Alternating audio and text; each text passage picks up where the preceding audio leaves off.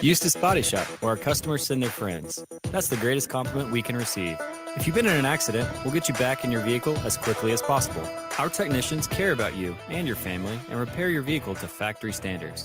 We handle your claim from start to finish and provide a free loaner car. Stop by for a free estimate. Eustace Body Shop, just south of 88th and Highway 2. The most recommended Eustace Body Shop. That's who we are. Neil Armstrong waited 6 hours and 39 minutes to step onto the surface of the moon. Jackie Robinson waited 20 months to play his first game with the Brooklyn Dodgers. And even DiCaprio had to wait 22 years to win an Oscar. You can wait until your destination. Don't text and drive. Visit StopTextStopWrecks.org. A message brought to you by the National Highway Traffic Safety Administration, Project Yellow Light, and the Ad Council.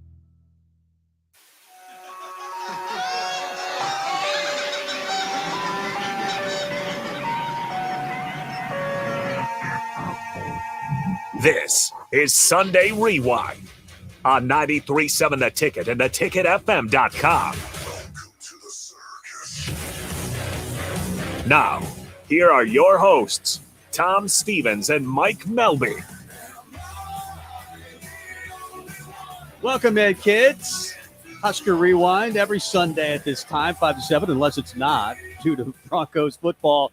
But they did play earlier today, and falling, the Broncos having a tough year, but Nebraska ends their season on a high note on Black Friday with a 24-17 win over the Hawkeyes and claim the Freedom Trophy. They snapped the 7-game losing skid to Iowa, and now they get a new coach, and the staff is already starting to come together. This is getting crazy, Mike. Yeah, it is, as we are sitting here. Are we on? We are on. Okay, I was going to say, I switched microphones. You switched microphones on me. Because it's trying to get more in tune with the text line and there you go. The video. I So like it. That's lovely. Wild and crazy afternoon. Obviously, NFL football is going on. We'll get you caught up on some scores a little bit later on in the show. But breaking news, Nebraska, it's not officially announced yet, but reports are out. Matt Rhule has made a decision on his first assistant coaching hire. It is Evan Cooper, who coached corners for him at Temple, Baylor, and Carolina. He was fired by Carolina about a month ago. He will be the cornerbacks coach. Defensive line coach Terrence Knighton from the Panthers has resigned with the intent to join Matt Rhule at Nebraska, as well as Carolina's assistant strength coach, Corey Campbell. And Campbell is the assistant strength coach. The gentleman that is the strength coach that I fully anticipate to be named strength coach here at Nebraska, Jeremy Scott. He has been with Rhule at all three of his head coaching stops as well. Well, we'd like to start the show with the starting gate. We rarely have breaking news to start the show, but we did there with coaching hires. And I don't think we're done for Matt Rhule and Nebraska. It sounds like he's bringing over the entire Panthers staff at this point. So we'll wait and see. He's already had a few offers out to Nebraska kids and kids nationally. So we'll talk about that, and we'll get to the Mickey presser. But this is the starting gate. Nebraska basketball dropped the first two games that it played in the ESPN Events Invitational, 69-56 to OU on Thursday, then 73-61 to Memphis on Friday. They take on Florida State at 6:30 today. Derek Walker came back for the Memphis game following his 5-game health concern. Whatever. I mean, yeah, well, I don't know what it is. I mean, it might have been legit. I know he has a back issue now. Yeah, okay. And he did have a double-double, by the way, he did. in that game. He played extremely well. Yeah, well, he almost had a triple-double. He had 15 points, 12 rebounds, and 9 turnovers. He had almost half of Nebraska's 20 turnovers. There you go. It'd be a weird way to get it. I'm glad he didn't get it. Yeah, Vincent Hamilton almost did that out in Colorado his senior year. He had like 21, 10, and 8 turnovers. They had him listed at 10 at the end of the game. I did not know that. I did. I did not know that he had a stat like that. Reports out of Madison, Wisconsin earlier today. Luke Fickell will be the Badgers' new head coach. Rumors are that the deal is worth roughly $6 million a year. Fickell led Cincinnati to the college football playoff last season as the first group of 5 school to ever make it. He was 57-18 in his 6 years in coaching the Bearcats. And a lot of back and forth with if Nebraska would have known they could have gotten Luke Fickell for $6 million, why did they hire Matt Rhule for $9 million? I haven't seen anything that is But official. did you on the ever 6th. hear Luke Fickell's name and Nebraska?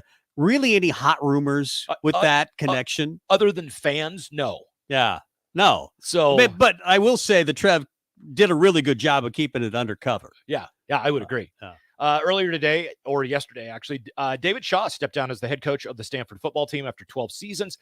Had a 96-54 record, winning as coach in the program history. However, he was 14-28 since the start of the 2019 season, including back-to-back 3-9 seasons this year and last. Nebraska women's hoops won the Puerto Rico Classico title over the weekend with wins over Texas A&M Corpus Christi, 73-44 on Friday, and then 73-65 over Mississippi State yesterday. Amy Williams' team is now 5-2 on the season.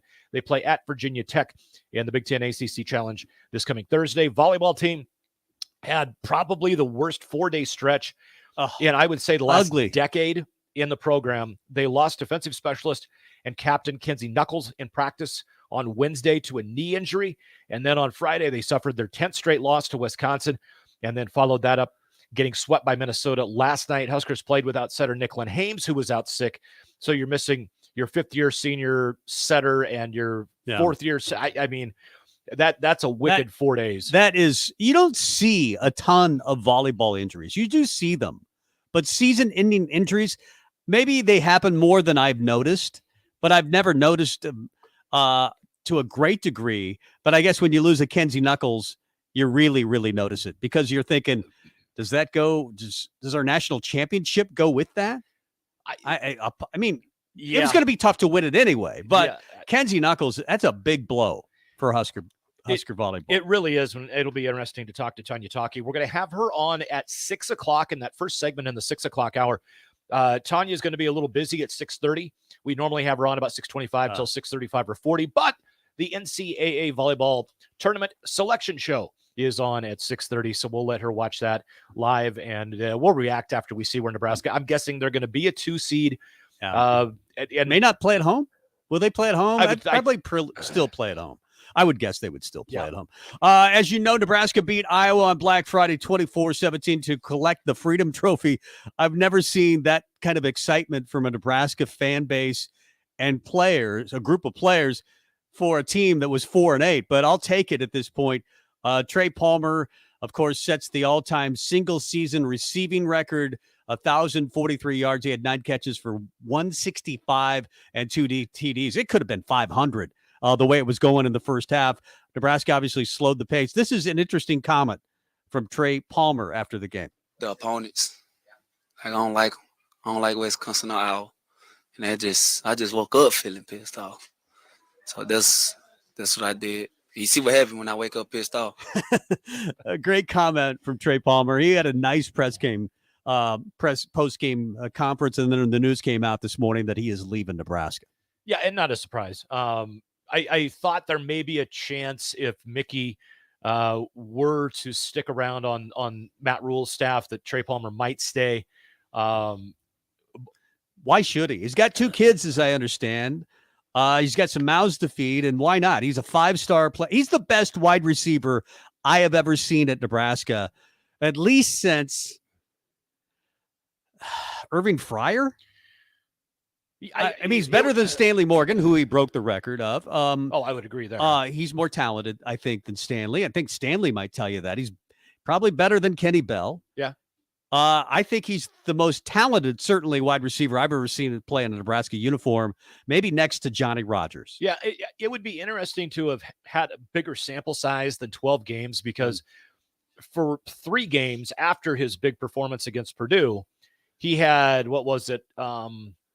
like 19 catches for 57 yards, right, or 11 catches. I mean, he was completely taken out of the game by Minnesota, by Wisconsin, and who am I missing? Michigan. Yeah. So there was 3 games. He was non-existent. He was a non-factor. And to me, if you're a top 2 or 3 round NFL draft pick, you don't get taken out of ball games. No, by the defense. So in my argument about Trey being the best wide receiver in Nebraska football history, consider the fact that he has no running game to speak of.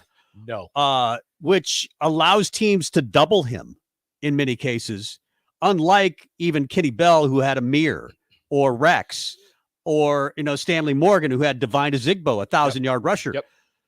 He doesn't have that. And you still can't stop him. They knew that Iowa could not stop him. And that's where I appreciated the fact that from a game management standpoint, Coach Whipple and Coach Joseph chose to actually run the ball and run clock and take the play clock down to 4 or 5 seconds. While I appreciated that, you had a running back in that I don't think on one carry of his 10 or 12 that he had in the game on Friday took one step north-south for a first step, any of those carries. Anthony Grant had a tough day. Anthony, he has disappeared, and it is his, I don't know what happened. Well, I think he's frustrated by a bad, let's be honest, it's not a good offensive line. I don't think the offensive line can argue they have been very good this year. Now, they did grade out as their best performance of the year in pass blocking yesterday. Yeah. So you got to give that to them. And at times they have been good pass blockers, but their run blocking has been a disaster for any running back.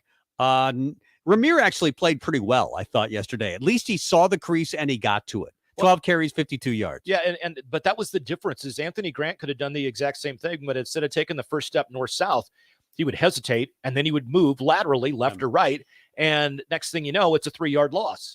If he would have just simply taken the 2 yards, the 3 yards, that's where if you break a tackle, it's a 6 or 7 yard.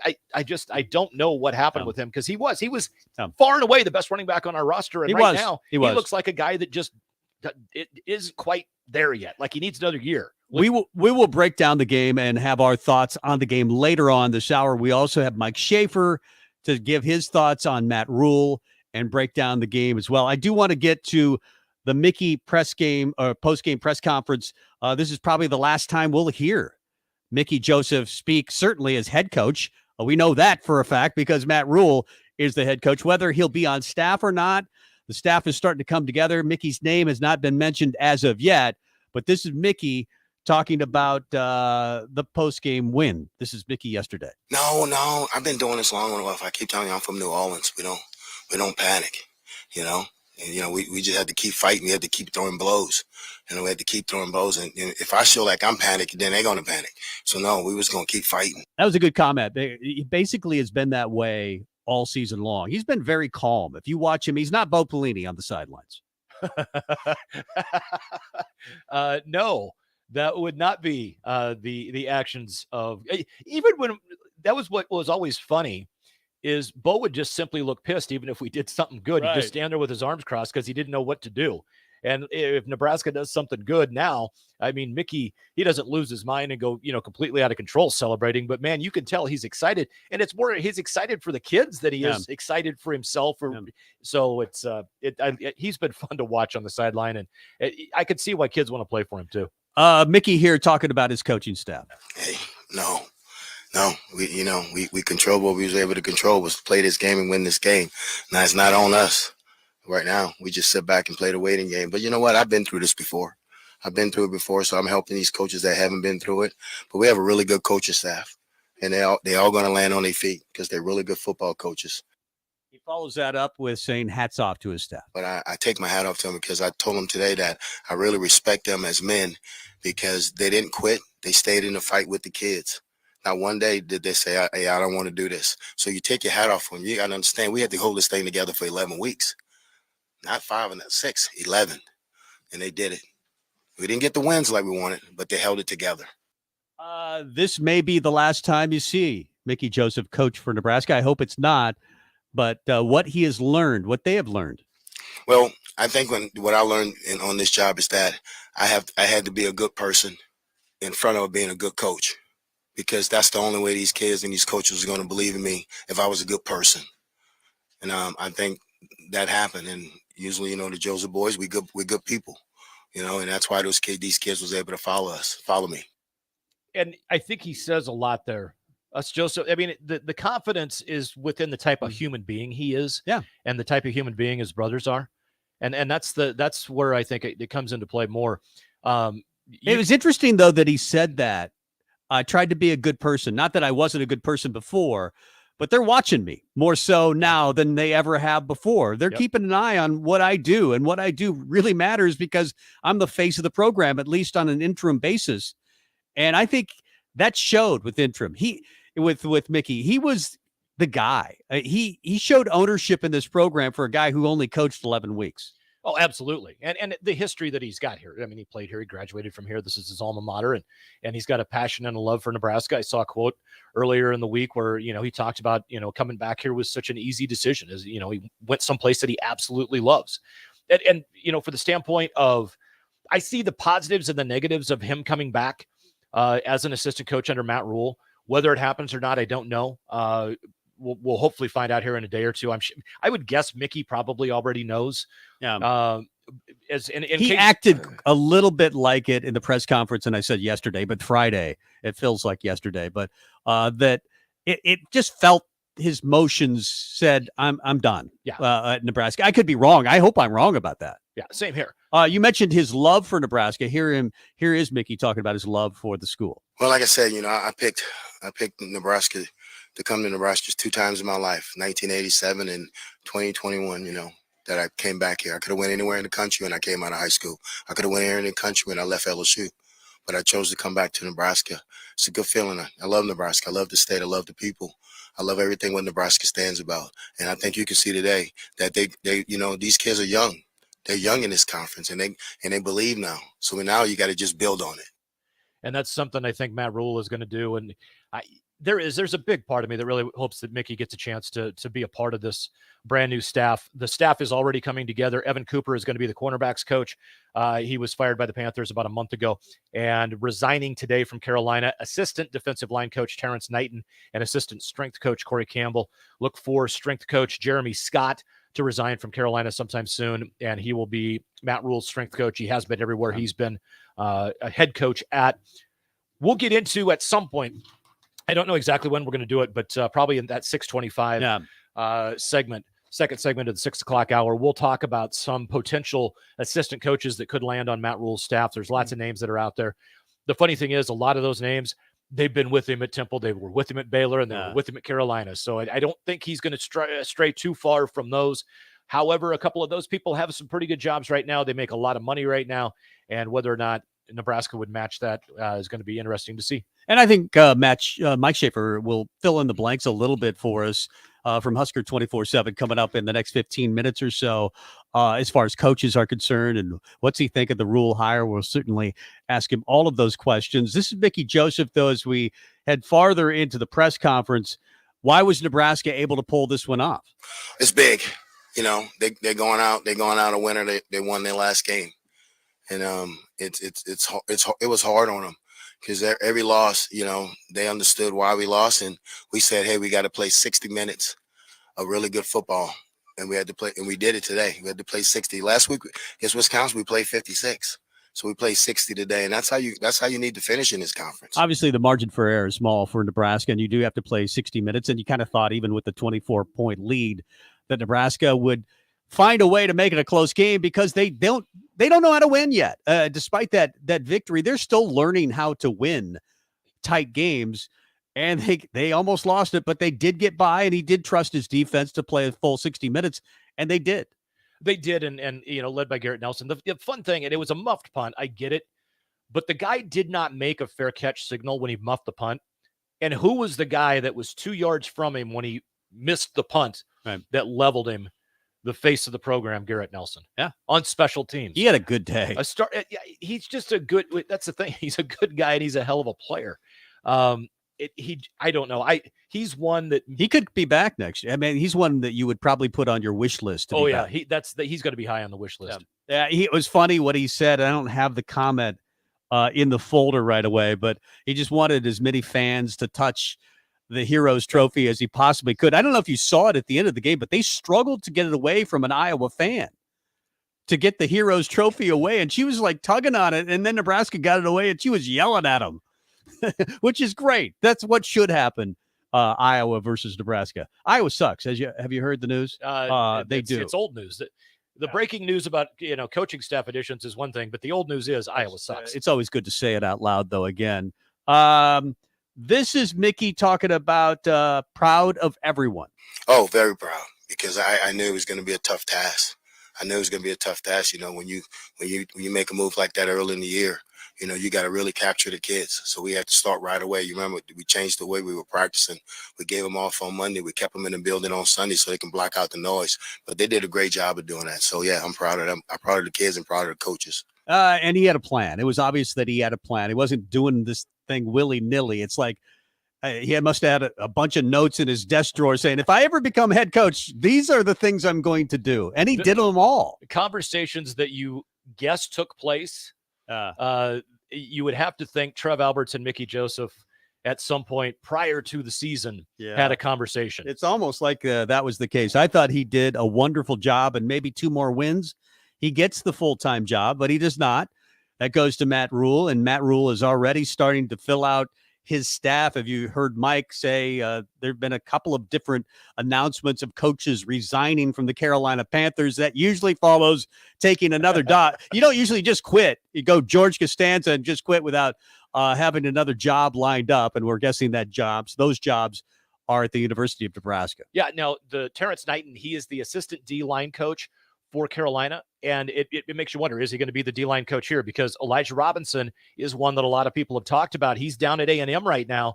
He's making $867,000 a year, but I'm going to call it a knock, I would say, on Elijah Robinson for the whole whopping 12 minutes of investigation I did in looking up him and his history. He's dealing with some of the best players that are defensive linemen in college football. That's who's on his roster. And although the defensive line had certain games this year that they were spectacular, they also have struggled at times. And it makes me wonder if he's going to, if he would be a great fit. But he is one that's been linked to Matt Rhule in the past. Big show for you today. We'll have our thoughts on the game coming up in the next 20 minutes or so. Tanya Taki will be with us, one of the great middle blockers of all time in Nebraska volleyball history. Runs Nebraska 1, coach there. She's been a longtime coach there, and she'll break down what she saw this weekend from Nebraska volleyball. A little bit later on, the Big Ten Blitz. We'll go through every Big Ten game and rank our final rankings for all of the teams. And maybe the coaching as well. That might be kind of a fun thing to do. Rank the coaches now that we have new coaches in the league, not just Matt Rhule, by the way. Luke Fickell at Wisconsin. Luke Fickell has just been announced as the head coach of Wisconsin as well. And the reason we kind of threw that out pre-show, we might do it, is because early on, I remember you and I were on the block party with Strick and Bach, and Eric brought Nate Brennan in and said, hey, by the way, Scott Frost is ranked number 14 by so-and-such and such publication. Right. What are your thoughts? And Nate, of course, it was a huge Scott Frost apologist and said that, blah, blah, blah. Well, when you and I went through a little while ago and we were trying to rank the 14 coaches that we currently know are coaches in the Big Ten, with Tom Allen being the asterisk of, is he going to be fired or not? You would have thought he would have been fired today. You would think, but he's not going to get fired. He's not. Think about this. Well, Pat Fitzgerald isn't getting fired because I don't think they realize they have a football program at Northwestern. Yeah. They're so rich that they're building $1 billion stadium, and they don't care that a 1-11 coach is coming back to coach it next year. They're not going to fire Pat Fitzgerald, and maybe they shouldn't, because he's a great guy and I think a very good coach. And they're just realizing we're Northwestern. We're going to have a good year every 4 years. But Tom Allen not being fired yet surprises me a little bit. Yeah, but it was interesting. You and I started to go through the rankings and where we wound up putting Matt Rhule. So I think we ought to do that. We'll do that in the 6 o'clock hour. We'll definitely rank all the coaches. It'll be fun to Rhule versus Fickell. How does that rank out on your list? We'll talk a little Husker hoops. They're 3-3 on the season. They play tonight against Florida State at Florida State. Florida State is not a good basketball team this year. They usually are in the NCAA tournament. Not this year. They are struggling at 1-5. So we'll talk some men's hoops and women's hoops. They're 5-2 as they win 3 in a row over the weekend in Puerto Rico. They beat Mississippi State, which is a pretty good win yesterday. Yeah, they did. Then talk about maybe the changing of the guard in the Big Ten. As far as football is concerned, it feels like Michigan is taking over the mantle after Harbaugh nearly got fired a couple of years ago. Now the best coach, I think he deserves Coach of the Year honors in the league. I doubt he'll get it. It'll probably go to somebody else, but maybe Jeff Brom or somebody like that. But Bielema would be the only one I would think that would even be considered. Yeah. But we'll see who ends up with it. But I think it should go to Harbaugh. We'll do Get Off My Lawn, many other things to deal with. It is Husker Rewind. We do it every Sunday, talking Husker football, basketball, and, of course, volleyball as well. The selection show is next hour. We'll talk to Tanya about that, but we got to get to Mike Shafer of Husker 24/7. He's Mike Melby. I'm Tom Stevens. It's Husker Rewind. Hi, I'm Charlie Stone, and I'm back with Andy Goodyear, General Manager of Honda of Lincoln. Andy, you said to me earlier you have a lot going on at the dealership. Can you tell our listeners about it? Sure can, Charlie. As I've said before, if you don't see a vehicle on our lot that you're looking for, it's probably on its way soon. So, how many new Hondas do you have in stock or on the way? We have a total of over 325, Charlie, with a great selection of Pilots and Ridgelines in stock right now. Well, we have been talking about the Honda of Lincoln way of buying cars for several months. How is that going? People love it. We're buying all makes and models, whether they purchase the car from us or not. I mean, really, it's a no hassle, and we will pay them cash on the same day. Come experience the Honda of Lincoln way of doing business. 27th and Yankee Hill Road, or online at hondaoflincoln.com. In every office, there's two types of people. There are those who bring in bagels and those who eat the bagels that someone else brought in. Everybody likes the first person. Be that first person. Weekday mornings at 7:30, you have a chance to win a business box of bagels from Bagels & Joe. All you have to do is shut up, Sipple. 2 questions for you, 2 for Sip. Win, and the bagels are yours. Lose, well, you don't want to lose. You lost Monday, you lost Wednesday, you're a loser. Shut up, Sipple. Weekday mornings at 7:30, brought to you by Bagels & Joe.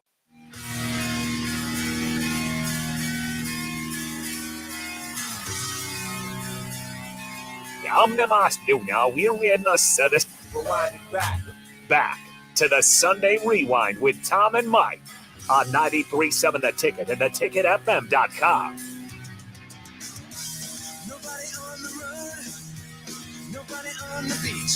Welcome back, Husker Rewind. Tom Stevens here, Mike Melby there. We forgot to call Mike Shafer of Husker 24/7. We certainly want his thoughts on the game. Nebraska wins the Freedom Trophy 24-17 over Iowa as they break a 7-game losing skid to the Hawkeyes. I think Garrett Nelson, he said he was 14 when Nebraska last beat Iowa. And I understand Iowa's not good.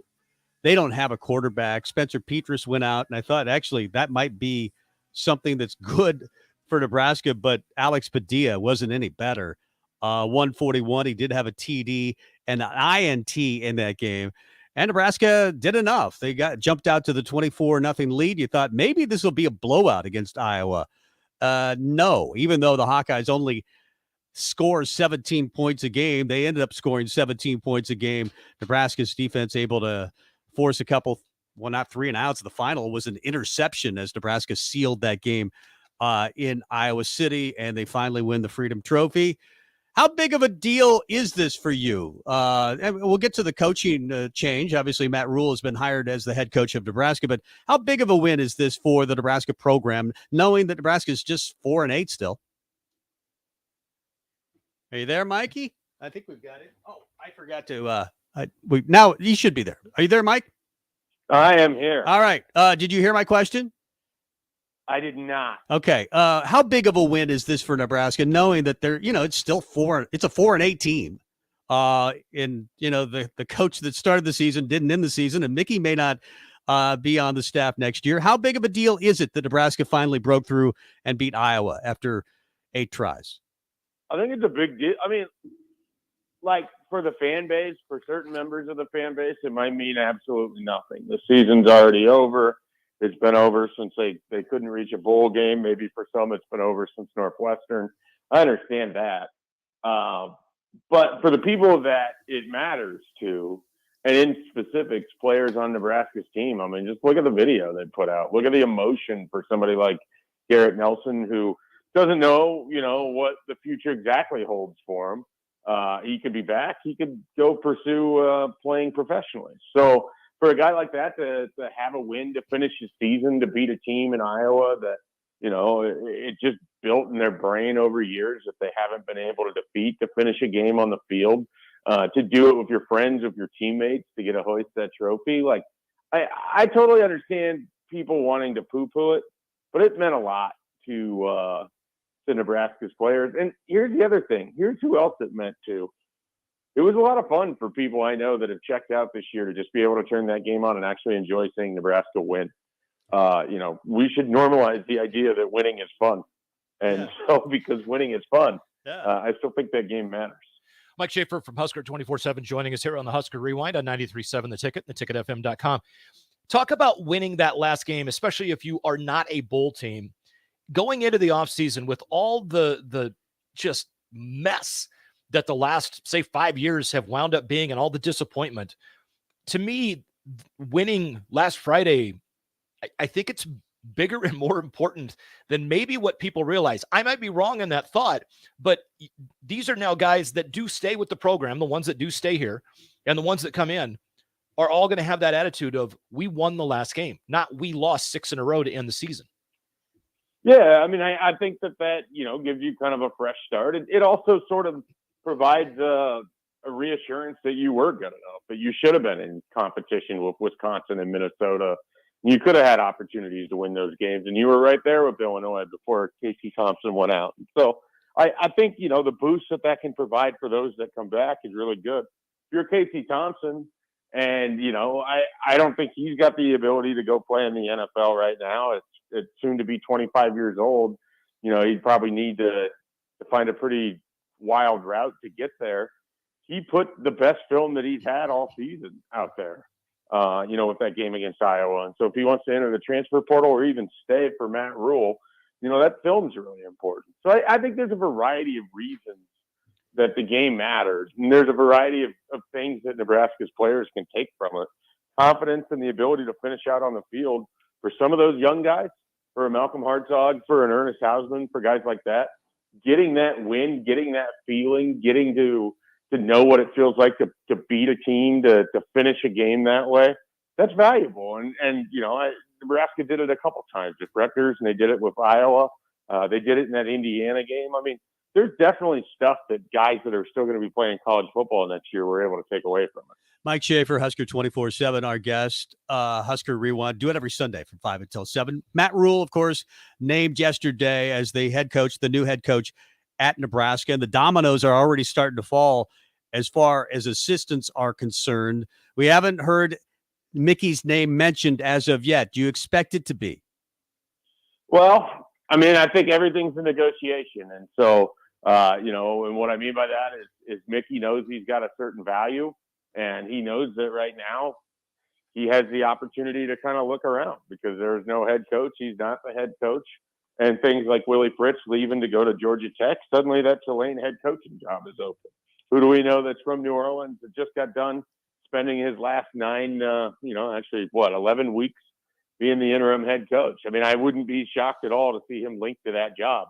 But like I said, everything's a negotiation. If Nebraska comes back and they have a nice big number as far as what he's going to get paid a year, and he feels like he fits with what Matt Rhule wants to do at wide receiver and with his program, then I think he'll take a look at that. I mean, he's earned the opportunity to take a breather and to kind of assess everything in front of him. If I had to bet right now, it doesn't look great, but I'd put my money on him being there. But we'll see. This is what it's all about. I mean, these are the negotiations, and this is where Matt Rhule has to determine, is Mickey Joseph the right guy on his staff? Mike Shafer. And Mickey has to determine if he wants to coach with him. Mike Shafer from Husker 24/7 joining us here on the Husker Rewind. Evan Cooper, Terrence Knighton, and Corey Campbell are the three names that have surfaced as hires already by Matt Rhule. Evan Cooper is going to coach corners, assistant defensive line coach from Carolina, Terrence Knighton, and assistant strength coach Corey Campbell, all coming on board. Do you think Matt Rhule is going to stay in that comfort zone with guys that have been with him at all three stops, or at least two of the three, because he really seems to like that staff that he puts together?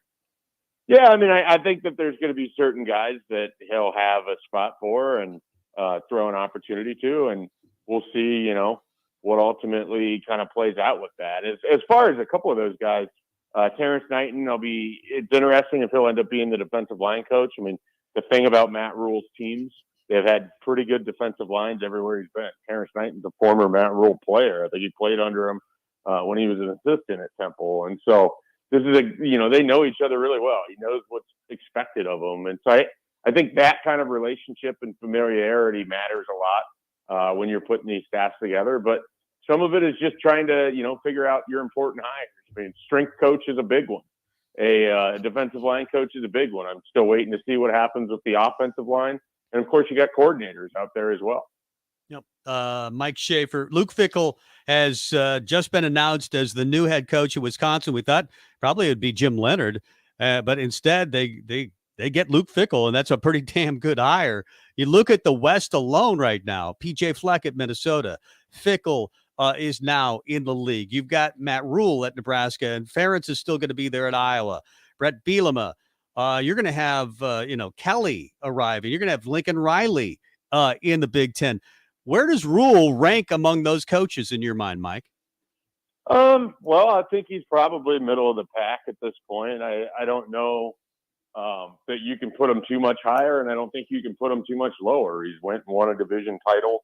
Well, not really a division, but he had the opportunity to play in a conference championship game with Baylor. He basically assembled a roster that would go on to win a Big 12 championship. He won a title when he was with Temple. And then he had this stint in the NFL, which is a very hard league to win games in. And, they moved on from him, the Panthers did. So I look at it and I think, wouldn't he sort of be kind of in that, 5-6 range? I mean, your obvious ones, your Harbaugh, your Franklin, your Day, those are right there. But is there any reason that I have to think that Bielema is significantly better than Matt Rhule? No. I think Bielema is a good blueprint of you get a veteran coach who's had success that knows what he wants it to look like.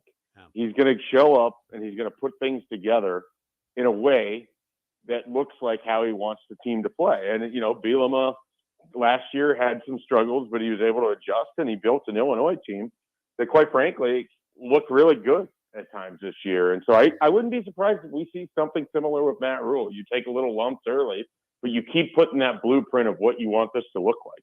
And with Rhule, we know that's pretty dominating trench play and a suffocating defense. And I wouldn't be surprised if that's the route that Nebraska's football team takes over these next 2 to 3 years. And speaking of the direction they're going to take, who do you think, or what type of player do you think he is going to want at quarterback? Is he going to want a dual threat guy that can run for 600, 800 yards, or is he going to want a Casey Thompson type of guy that's more stay in the pocket, not necessarily throw the ball a lot, but rely on your guys in the trenches and great running back play? I think he could do it either way. And so what I mean by that is you look at Charlie Brewer, who was his quarterback at Baylor, and he could run a little bit, but he was also a pretty decent high percentage passer, could get the ball and distribute it, let his wide receivers, and they had some good wide receivers at Baylor, which is why I think Mickey Joseph is pretty valuable for Matt Rhule. And let those guys make plays, let them do things with the ball, and they were able to run it fairly successful. They weren't a super high flying offense. It wasn't really flashy. And so what I would expect is that he's going to look for, a solid quarterback that gives you, a kind of a balanced approach where you can throw it, you can run it, and doesn't necessarily take anything away from your offense. But I don't look for someone with just insane athletic tools playing quarterback for him. I think it's more likely to kind of fit the more Big Ten West mold style of quarterback. Even a guy like Adrian doesn't necessarily seem like it would have been a fit for Matt Rhule. Yeah. Mike Shafer, Husker 24/7. You cover recruiting for a living. He has said, Matt Rhule, that he really likes speed, even if it's not so much football developed. You've seen Nebraska already go to some track guys under Matt Rhule in just the first 24 hours as far as offers are concerned. How is this going to go? Is he going to look at this class and like it, or say, no, we need to go in a different direction? I think he'll probably look at pieces of this class and try to determine what they're going to do. I mean, you look at a Malachi Coleman, that's a vintage example of what Matt Rhule wants. He wants a guy that I see Malachi and I see a very raw football player, someone that needs a ton of development at that wide receiver position, but has the sort of athletic traits that you absolutely cannot just go find anywhere. And so because of that, those are the kind of guys that are really valuable for him. Where does someone like William Watson fit, or Arnold Barnes, that don't have prototypical size? I mean, you have a shorter quarterback, you have a shorter running back. those don't necessarily fit what we've seen Matt Rhule go and do. And we're not talking about Olympic level speed from Arnold Barnes either. And so those two guys, I'm kind of curious about, what happens. So some of it's going to be dependent on who's here as far as the coaches go. Some of it's going to be dependent on which players they choose to reach out to. I don't look for him to like pull anything away from the in-state guys. I don't look for the high school class to be a big portion of what this is going to look like. I mean, I think they'll try to keep who they can, add to it as they can, and then build with the transfer portal and try to develop what's on the roster right now with a big eye towards 2024. Mike, what does the Mike Shafer crystal ball say as far as two current players, Richard Torres and Chubba Purdy? Are they back here next year or not? Well, it's both of them. I mean, it's just hard to see where the fit is because Scott Frost, Richard Torres was very much a Scott Frost guy, someone that he really, really liked. They passed on some other quarterbacks, guys that played as freshmen this year, to go and get Richard Torres. And he didn't play at all, so we don't really know. I mean, I can't say that I've seen him enough to have a strong opinion one way or the other. So he's going to have to determine how do I fit with this coaching staff. And it wouldn't be the worst thing for him to just kind of wait it out. I mean, there's going to be a lot of antsy nature over this 45-day window, but don't forget, there's another 15 days in May.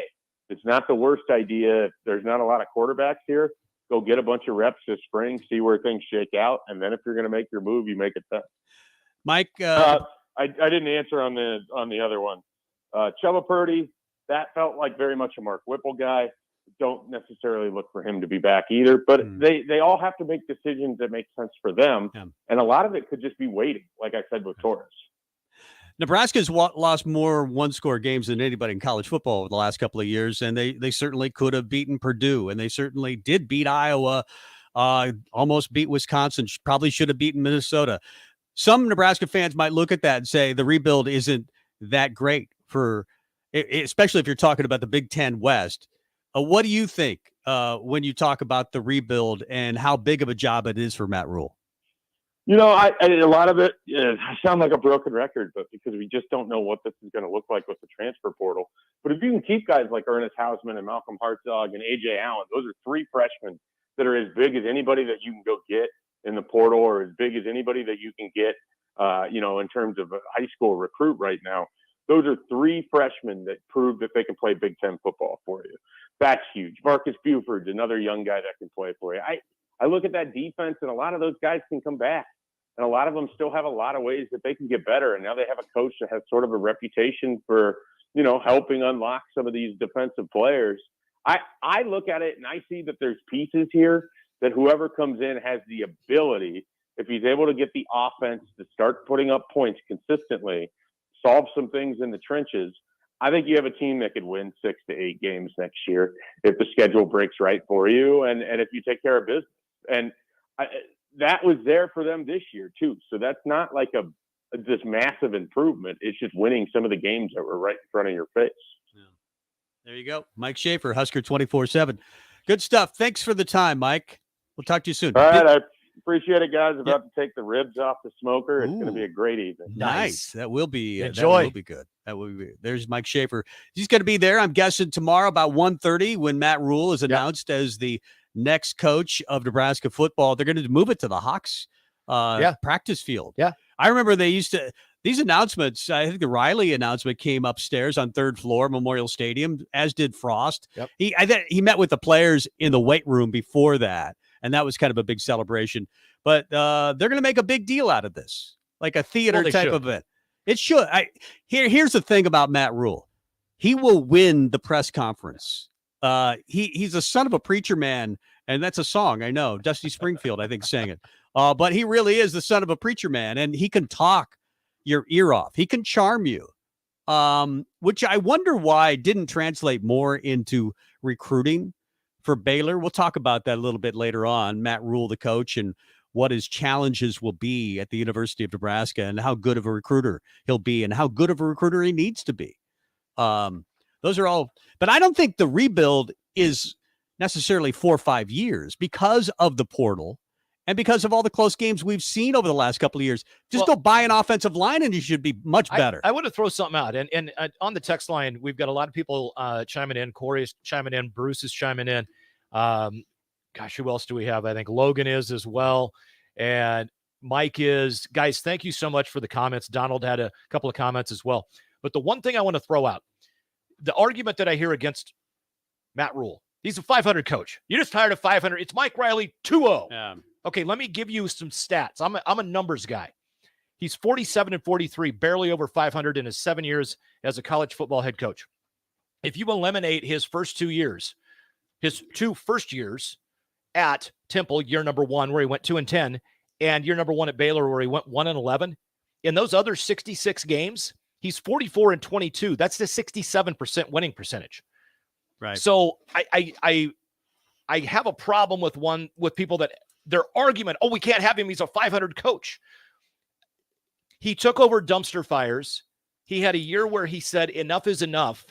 And then he's been successful. I don't know if he's the best hire. I don't know if he's going to win a national title here. I don't know if he's going to be good enough to get us to a Big Ten title game ever. Mm-hmm. And I don't know if he is successful if he stays.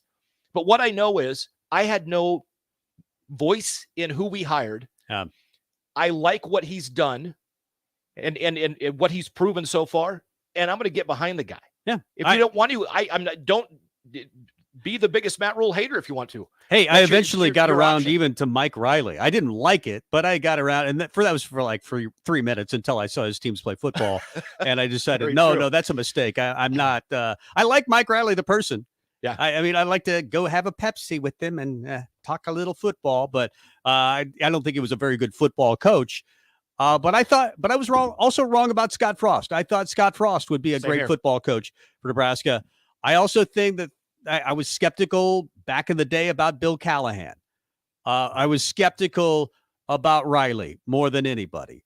I like the hire of Bo Pelini because it was a Tom Osborne hire and he'd already been on the staff. That's one of the reasons I thought I'd have been okay with Mickey being the head coach this time around. But the more I read about Matt Rhule, some heavy hitters really like him.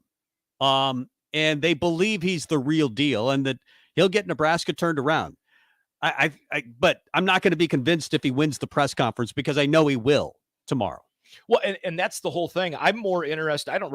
It's not that I don't care what he says tomorrow. I just think I have a good idea of what he's going to say. He's going to pay homage to T.O. He's going to pay homage to the history and to the fan base and do everything he's supposed to do. And look at this, you and I talking too much and getting way late. But you know what? I don't care. What I'm more interested in is what Matt Rhule is going to do over the course of the next 6 weeks. We'll talk about that a little bit later on the show. I do want to break down the game. We should celebrate a win. I know it's a 24-hour rule, but we didn't go on 24 hours after the game. So we'll talk about the game, our thoughts on it. Nebraska beating Iowa for the first time in 8 years. He's Mike Melby. I'm Tom Stevens. It's Husker Rewind. Life is too short to constantly be in pain and do nothing about it. Why not get a massage to ease your body pains away? The Body Shop in Lincoln is your place for all types of massages. Deep tissue, hydrating, sports, Swedish, hot stone, aroma, and more. Interested in a couples massage? The Body Shop offers those too in 1 hour or 90-minute increments. Book your appointment today or get ahead on gift giving with a gift certificate at thebodyshoplincoln.com. The Body Shop at 48th and A.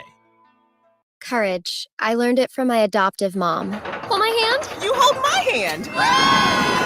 Learn about adopting a teen from foster care at adoptuskids.org. You can't imagine the reward. Brought to you by Adopt US Kids, the U.S. Department of Health and Human Services, and the Ad Council. Into the building for the first time after the shooting. It was crippling, but it had to be preserved. In response to the Pulse nightclub shooting that affected the LGBTQ community, Barbara Poma, owner of Pulse, founded the One Pulse Foundation to honor Pulse victims and survivors. If you're an ally of this community, speak out. There are more of us together than apart. It is the power of love in its rawest form. Join the fight for LGBTQ acceptance. Learn how at lovehasnolabels.com. Brought to you by Love Has No Labels and the Ad Council. Back to the Sunday Rewind with Tom and Mike. That's old school. Yeah? No school like the old school. On 93.7 The Ticket and theticketfm.com. Welcome back to the Husker Rewind. I'm Mike Melby. That's Tom Stevens over there. And a lot of stuff is going on, man. It has been a wild weekend. It has been kooky already. It has been. Nebraska, if you have not heard, you've been sleeping under a rock and you just woke up to tune into our show. By the way, we have a new football coach at Nebraska. His name is Matt Rhule. Some breaking news as we were coming on the air this afternoon. A little bit earlier today, Evan Cooper, it was reported, has been hired as the cornerbacks coach for Nebraska, and 2 Carolina Panthers coaches have resigned, and they are Terrence Knighton, who played defensive line at Temple underneath Rhule. He is an assistant defensive line coach at Carolina. You have to wonder if he will take over as the D-line coach at Nebraska or have just another role. And then assistant strength coach at Carolina, Corey Campbell, has reportedly left Carolina to join Matt Rhule's staff. He's the assistant strength coach. Jeremy Scott is the strength coach at Carolina, and Matt Rhule has had Jeremy Scott everywhere as his strength coach. I envision him coming here, but who knows? We will see with that one. But I thought the question you asked Mike Shafer was a good one. What type of quarterback do you think he'll want to settle with? And I think you're right, or he's right, that it'll look more like the prototypical Big Ten quarterback, whether you're talking about Tanner Morgan or, although I think they've got Kaliakamanis is pretty good right now. He's much better athlete than is Tanner Morgan, but it'll look like a Graham Mertz. It'll look like a Spencer Petras. I'll be honest, which doesn't excite me. Every one of those quarterbacks you're saying I'm going to take a hard pass on. I'll take Casey Thompson. Right. I mean, if I'm sitting there and if my options are Alex Kaliakmanis or Ethan Kaliakmanis from Minnesota, or Graham Mertz, or Spencer Petras, or the kid that came in for Petras, I can't remember his name, from Iowa. Anyway, Alex Padilla. If my choice is Casey Thompson or all of those other guys, I'm taking Casey Thompson 10 out of 10 times. Because he can move, even if you want to throw. Sometimes it's the guy, not the guy with the best arm that gets it done. It's the guy with the quickest release and the most mobility, so he can move around until he can throw the football. Because if you have a bad offensive line, or at least a questionable one at times with Nebraska, because I think they have played better. That was the best performance they had in the passing game by far, according to Pro Football Focus. They were not good in the running game, but they have been good, and nobody's been good against Iowa running the football. That's a really good defense that they just scored 24 points on, and probably could have scored 40 had they tried. But the big reason is they had a big weapon, obviously, in Trey Palmer, and they have just as big of a weapon in Casey Thompson, because he's getting Trey the ball. And a lot of the coaches or a lot of quarterbacks can't do that because they can't buy the time that he can with his feet. Oh, absolutely. And the one other thing, I threw out the numbers on Matt Rhule's coaching, 47-43. One of the big sticking points for the people that are like, he's a 500 coach, is his record against top 25 competition. These are the facts, It's folks. not great. It's horrible. He was 3-5 against ranked teams at Temple and 0-11 against ranked teams at Baylor. Yeah. So overall, you're looking at a guy that's 3-16 in when he's playing top 25 teams. He's played them 19 times. He's only won 3. That's not good. Well, I was hoping to talk a little bit about the game, and we can at least give some quick thoughts before we got 10 we minutes. go to a break. I mean, but it was just emotional. It was nice to see Nebraska finally break through and beat Iowa after 7 straight tries. And you hear the wisecracks from Iowa fans and from Iowa players about how Nebraska is just the little brother. Well, little brother put it to big brother. And that's just, quite frankly, Iowa's not a good football team. And if Brian Ferentz isn't fired during their Christmas celebration at the Ferentz household, I don't know what's going on. I don't know how you can keep that guy as your offensive coordinator. They average 17 points a game. They're one of the worst 5 offenses in the Power 5, and they got 17 points in that game when they needed 25 to beat Nebraska. But Trey Palmer, of course, had the record day, 9 catches, 165 yards, 2 TDs. He breaks the all-time record, 1,043 yards, formerly set by Stanley Morgan. Casey Thompson with the 3 TDs. Again, Pro Football Focus graded the pass blocking out pretty well, 63 for Nebraska. They gave a 47 grade for the run game, so not good there. They allowed 3 sacks, but Casey and Trey were the difference, and Iowa was a little banged up on defense, lost one of their quarterbacks before the game, and that, or actually during the game, early in that game. Oh, he got and Trey, smoked on a block by Marcus DeJean, Washington. Got hurt, and boy, it was almost the end of the game as soon as he got injured, because Trey ran right by them, and he knew that he was going to. I mean, that was a very confident receiver yesterday. And I'll be honest with you, when we're up 24-7, at that point, they took the air out of the football. They tried to do what you do in the Big Ten West. As much success as they were having throwing the ball, though, if Iowa would have come back and had a pick six and won the game, I probably would have been complaining about it. But I still would have rather at that time just use up the play clock, but chuck it down and let Trey run underneath it. Because even if he does, after him, even if it's intercepted, you could just say, hey, I'm going to throw this thing up. Trey's probably going to get it. It's going to be a 50-50 ball, and then it's in the air, and Trey's ball is no 50-50 ball is a 50-50 ball. It's Trey's ball. Well, so they're going to look at it that way, and that you're going to score more points. But coaches don't necessarily think that way. They know that they're struggling to protect their quarterback, and he gets blindsided, and a strip six, that type of thing. And you're really kicking yourself for throwing the ball that much. I know, but with where it was, Mickey knew he wasn't getting the job, and I would have loved to have seen him try to run the score up on Iowa. Just continue to. It would have been nice. Oh, it would have been. That would have been really nice. Ramir had a decent game, as we mentioned. Ramir Johnson, 12 carries for 52 yards. Marcus Washington is a good number 2 wide receiver, and he can come back next year. He had 3 catches, 52 yards, and a TD. He is a nice compliment to Trey Palmer, who announced yesterday, or actually today, that he is moving on.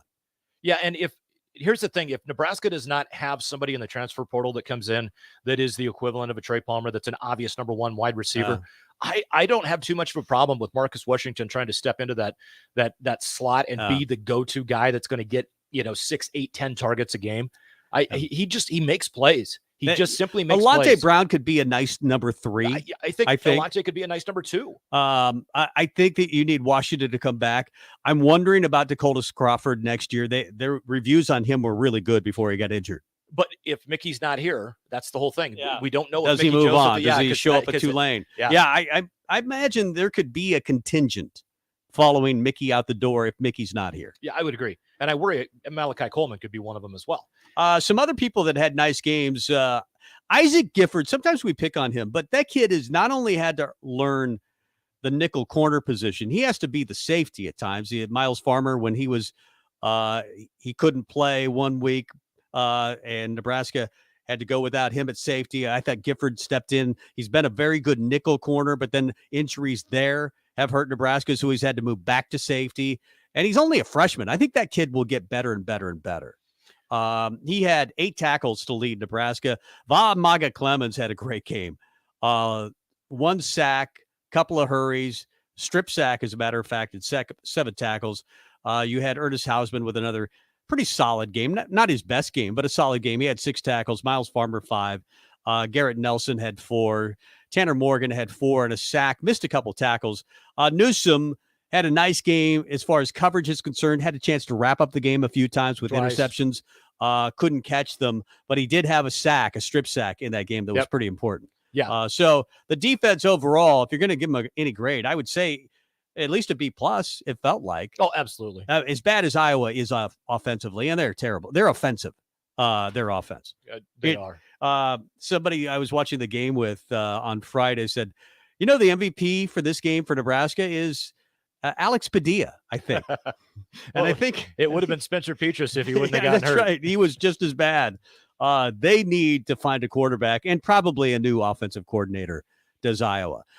We would normally go to the Big Ten Blitz, our final one of the year, actually. But instead, I think we're going to shuffle around Tanya. She wants to watch it's a selection show, right? Yep. It's the volleyball selection show.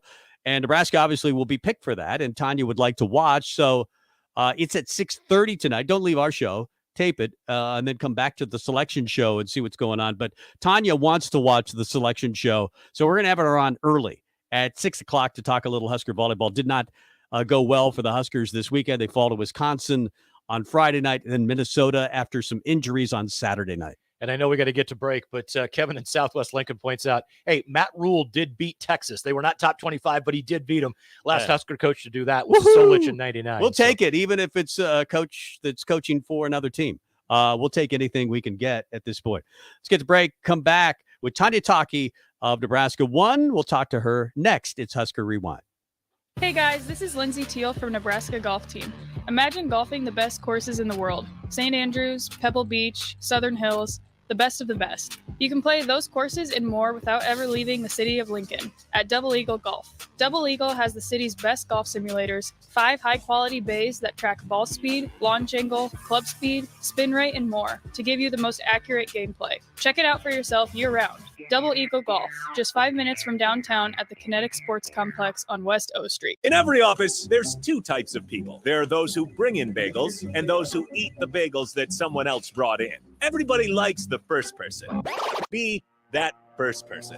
Weekday mornings at 7:30, you have a chance to win a business box of bagels from Bagels & Joe. All you have to do is shut up, Sipple. 2 questions for you, 2 for Sip. Win, and the bagels are yours. Lose, well, you don't want to lose. You lost Monday. You lost Wednesday. You're a loser. Shut up, Sipple. Weekday mornings at 7:30, brought to you by Bagels & Joe. I'm Chris Jackimick. I served in the United States Air Force, and I deployed 3 times. So in 2017, I was serving as an Air Force First Sergeant. Our motto in that role is "My job is people, everyone is my business." But unfortunately, in that year, I would lose my own brother, Lance Corporal Adam Jackimick, to suicide. The majority of veteran suicides are from guns. I store my weapons securely, not only for myself, but for my family. Store all your guns securely. Help stop suicide. My service never stops. Brought to you by End Family Fire and the Ad Council. Are you a veteran looking for a new companion animal? A dog, a cat, or maybe something else? The Nebraska Department of Veterans Affairs Vets Get Pets program can cover up to $350 of your pet adoption fees. Visit veterans.nebraska.gov/vetsgetpets to learn more about program requirements and how to apply. Want to help support the program? Get your Vets Get Pets specialty license plates from the Nebraska DMV. Sponsored by the Nebraska Department of Veterans Affairs. Aired with the Nebraska Broadcasters Association and this station. This is Sunday Rewind. Take it back now, y'all. Down, flip it and reverse it. On 93.7 The Ticket and theticketfm.com. Now, here are your hosts, Tom Stevens and Mike Melby.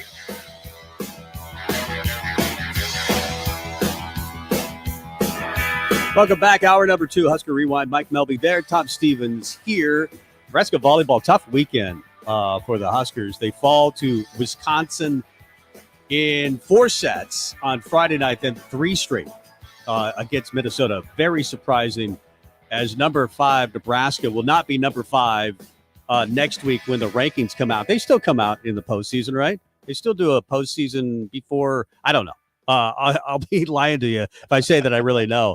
I'm sure they do a ranking before the actual NCAA tournament begins, but I could be wrong about that. The selection show is tonight at 6:30. Tanya Taki will be watching. But you watched Nebraska this weekend. How disappointed are you in the weekend for Nebraska? You know, I knew it was going to be a tough weekend if we had everybody, clicking on all cylinders. I figured we could beat Minnesota in, I don't want to say handily, but we could. I wasn't as worried about that. But when I heard about Knuckles about an hour before the game, and then to see her barely walk out and sit down, and I don't want to say mope, but that's the only word I can think of. There were multiple people in my section in tears. That's it's such a shock too, and it makes me wonder. I mean, obviously, Kelly Sheffield is a tremendous coach. Wisconsin's had the success against Nebraska; they've won 10 in a row. But that was a game that I think every single person that's a volleyball fan, casual or passionate, or that knows anything about this program, you kind of chalked it up as a win because it's senior night, or it's not senior night. It was Saturday night, but I mean, it's like senior weekend, but yeah, this is it. This is our first step. We're going to win this. We're going to knock off Minnesota. We're not leaving the state again for the rest of the season. We're going to win a national title. And to have that kind of news come out and have the injury happen to Kinsey, it literally, I mean, what you just said doesn't surprise me. You had people that were in tears over it because it wasn't just simply because she's like our best player. She may be our 5th or 6th best player, but she's so important from a leadership standpoint. She's a captain. Did you ever have to deal with that as a player, or have you as a coach where you lose somebody that's so important in the locker room as well as out on the court?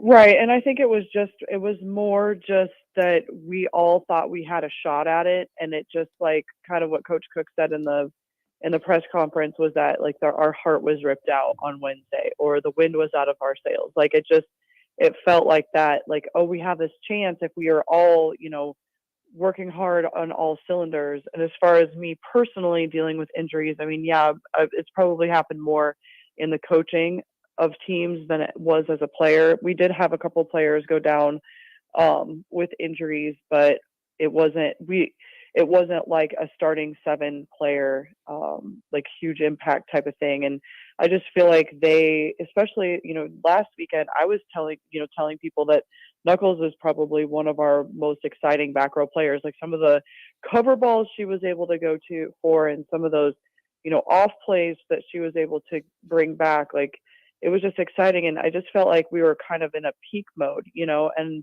we were going to need to peak this weekend, and we were kind of everybody was moving towards this direction. And then to hear on Saturday, a couple hours, not even know that at all that Nicklin wasn't going to play. I mean, I watched 8 rows from where she got hit in the face, and so I figured it was a concussion, but I haven't heard anything specific. She was just still rattled like 5 or 6 plays after she took that dig to the face. Tanya Taki, one of the great middle blockers in Nebraska volleyball history, and the coach at Nebraska won. I was saying, I think to Mike last week, how common are volleyball injuries? Because all the jumping, the athleticism involved, I would think I would remember more devastating injuries, but it's hard for me to think of one. How common are they?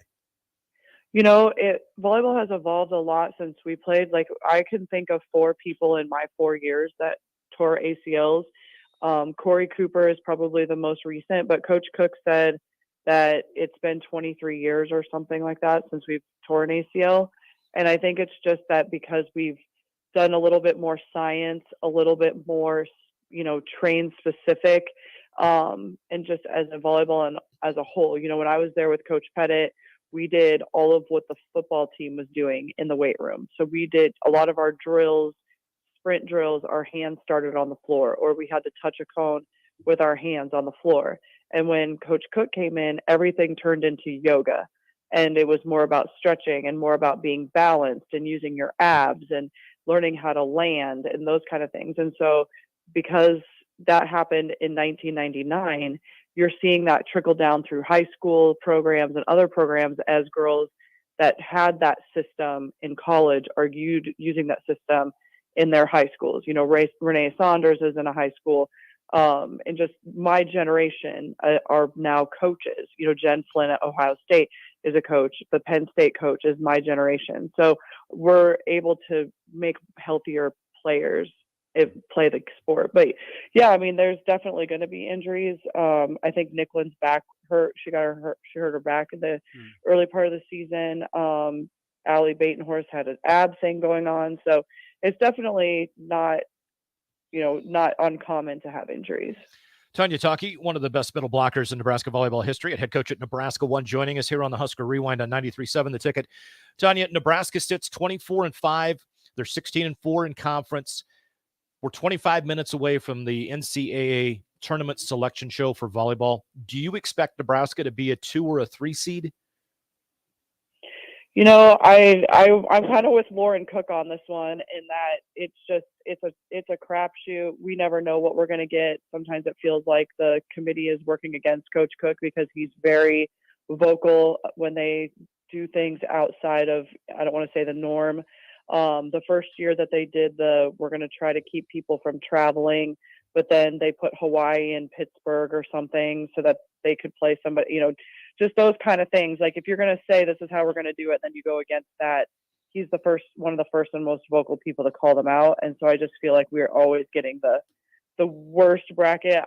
I'm feeling that we're going to go to Texas, even though that would put us at an 8 to go to Texas. But I think I did hear you guys talking a little bit before I came on, and they are going to rank them tonight. There will be a ranking tonight. They rank the top 25 or top 32 or whatever the number is. Those rankings come out tonight. So it'll just depend on how they view those last 2 games. We are second in the Big Ten. That is nothing to bat an eye at. We did have an injury, and another player have a concussion. So I'm not sure how heavily weighted this weekend is going to be. We were supposed to lose to Wisconsin. we're supposed to beat Minnesota, but that's what kind of weekend we were having. So it just matters what one game is going to do in our rankings. So I'm going to guess that we're going to be in the 6 to 8 range. And I'm going to put out there that if I was going to bet on it, I'm going to bet that we go to Texas just because they love the drama that Texas, Nebraska brings. Well, they beat them last year, and that was one of the great moments in the NCAA tournament. No Kenzie Knuckles. We know that they've gone, a little bit to the 5-1, but then the 6-2 as well. Do you make any different changes with Kenzie down for the rest of the year? I was actually really impressed with Allie Batenhorst. She actually passed a lot better. I mean, she got aced. Maybe there was like a slump there with 2 in a row against Wisconsin, but it just really sucks to have your first game that you're playing 6 rotations to be against like the number 1 or number 2 team in the country. Let's give her an Iowa. Like none of this couldn't have happened where she could have played against Iowa and just gotten, some of that confidence and, swagger, that kind of thing. We had Jordan Larson come and speak at Nebraska 1, and she just said, just how you gain that swagger. And that is so much part of the game is that you get that in practice, but those game reps are going to be what gives you the swagger. And Allie didn't get that all season. So I was really impressed with how she came out and played 6 rotations. I know that social media was talking about, well, why didn't he put Ani in to pass or Maisie Bosinger in to pass? I mean, obviously they're there at practice, and Allie's the next best serve receiver, and that's what you got to have. Exactly. Now, we do want to find out what's going on with Nebraska 1, but I got one more question for you about this team and where they are at right now. The wind is out of the sails, the hot air balloon, the top came off, and you settled down in a cornfield somewhere. How do they get it back? Can they get it back? Can they right the ship to the point where you're missing one of your best passers and things did not go the way you wanted them to? You had just an unbelievably disappointing weekend. How do they get it back to the point where they are not just competitive, but they are the in-your-face, we're going to own you, and we're going to the Final Four in Omaha, whether you like it or not? How do they get back to that point? Right. Well, I do think that they're going to have 5 days, and the first round is not usually, that really big challenge. And so I think that they're going to get this opportunity to have these practices and these scenarios and have their, sports psychologists come in, have that time to build up to that point. Caitlin Horde said in her press conference that there's glimpses of, amazingness, but we're just not doing it consistently yet. And I think now that Kinsey is out, it just gives you that one more factor. I don't know how to put that into words, but just like that gasp, like, oh shit, what are we going to do? And so, I'm sorry about that. But just that moment, how do you get past that? And I think they have 5 days here at practice to make that difference. Yeah. No, you put it well. One of the great middle blockers. Right, the in wrong Nebraska. word. Yeah, I've done it as well. One of the great middle blockers in Nebraska volleyball history. And she could talk as well. Tanya Taki, in fact, is her name. Head coach at Nebraska 1. What's going on with Nebraska 1 these days? Our season is going to start off and kick off here. The first week of January is our regular season, but we are going to have our Christmas parties, and we're doing my 25-year celebration of coaching on December 8th with an ice cream social. So if you want to be part of that, it's 6 to 8 at courtside. All right. As a celebration. So we'll talk after round 1, right? Of the NCAA tournament. Yeah, let's do it. Let's definitely do that. And hopefully the Huskers will be moving on. They'll be moving on. You're confident they'll move on at least to 32, right? I know we're going to move on. It's just a matter of, this whole season, it just felt like we were just not quite top 4 level. Yeah. And then without Kinsey, that just really makes it that much harder. And so I know that we're going to go deep into the tournament. It's just a matter of how mentally tough we're going to be this week and next. Yep. So are we going to make it to the top 8? Are we going to make it to the top 4? Those are the questions that are out there for this team to determine what's their destiny this season. It's up to them. Well, we can only watch. Thanks, Tanya. We'll talk to you after the first round match, I'm guessing. Sounds great. There you go. Tanya Taki, head coach at Nebraska 1. I'm confident they'll get to the Sweet 16, something along those lines. They'll play twice next weekend and get to the Sweet 16. And see what then happens. It's a matter of just getting hot anyway, to a certain extent. We all know that Nebraska's athletic enough. Can they pass? And can they serve? I mean, their serving is dramatically improved from earlier in the year. I think it's more of a setter situation that Nebraska has had all season long. We've said this privately, and we could say it out loud. If Nebraska had Kelly Hunter, I feel confident this team's a Final Four team, without a doubt, and probably a national title contender winner. Yeah. They're missing a marquee setter this year. Yeah, I mean, Nicklin's the program leader in assists. But let's face it, we didn't think that she would start this year. She was supposed to be more of a coach on this team, and she was ready. She was ready to accept that role and step down to Kennedy Orr, but nobody's really taken the mantle from her. Yeah, and that's to me the biggest thing that's hurt them all season long is not having Kennedy Orr jump into that role that they had hoped. I mean, she was the number one recruit in the nation, the number one setter in the nation. We've got Bergen Riley, I believe is her name, who is the number one setter out of high school that has signed with Nebraska. She'll be here next year. It'll be interesting to see how things play out, but still hopefully 6 more matches to go for the Big Red, and we will find out at 6:35, 6:40-ish this afternoon, early evening, where Nebraska is going to be. Tanya thinks they're going to be an overall number 6 to number 8 seed, which is going to put them as a more than likely a 2 on the line, and so we'll see how it all plays out. Let's get to the Blitz. The Big Ten Blitz. The Big Ten Blitz. The Big Ten Blitz. The Big Ten Blitz. Our final Big Ten Blitz of the year. Of football. I think we gotta do something fun with the Big Ten Blitz for basketball. That's right. We could do it for basketball. It's a carry something out. Yeah. It's legal. It's certainly legal to do that. I've just checked with our lawyer here at the station at the ticket. Yeah, it's legal to do that. Let's get through the Blitz. Let's start with Michigan over Ohio State, 45-23. J.J. McCarthy, 12 of 24, but 263, 3 TDs. He had a QBR. He also ran for a TD. He had a QBR of 92. Michigan rushed for 252 in the game, 7.2 a carry. Donovan Edwards, no Blake Corum, no problem. 22 carries, 216 yards, and they blew open a deficit at halftime. They were down 20-17 at halftime. But Michigan has proven they're the best team in the Big Ten, and there's no doubt about it. Yeah, absolutely. And there's some other rumors and breaking news. Is there breaking news? I'm trying to find out. Are we going to have to drop the Blitz completely? I don't know. Former Panthers defensive coordinator Phil Snow and Texas A&M defensive line coach Elijah Robinson and a pair of new strength and conditioning coaches might be joining Matt Rhule, but nothing official. Those are some names that I know have been thrown about. Interesting. Somebody pointed out that there has been a lot of talk that evidently the defensive coordinator position at Nebraska could possibly go. Now, this is no one that is a source I would consider relevant because nobody that I follow is reporting this, but I do know that it's out on Twitter. Wisconsin's former interim head coach Jim Leonhard as a possibility as a DC in Lincoln.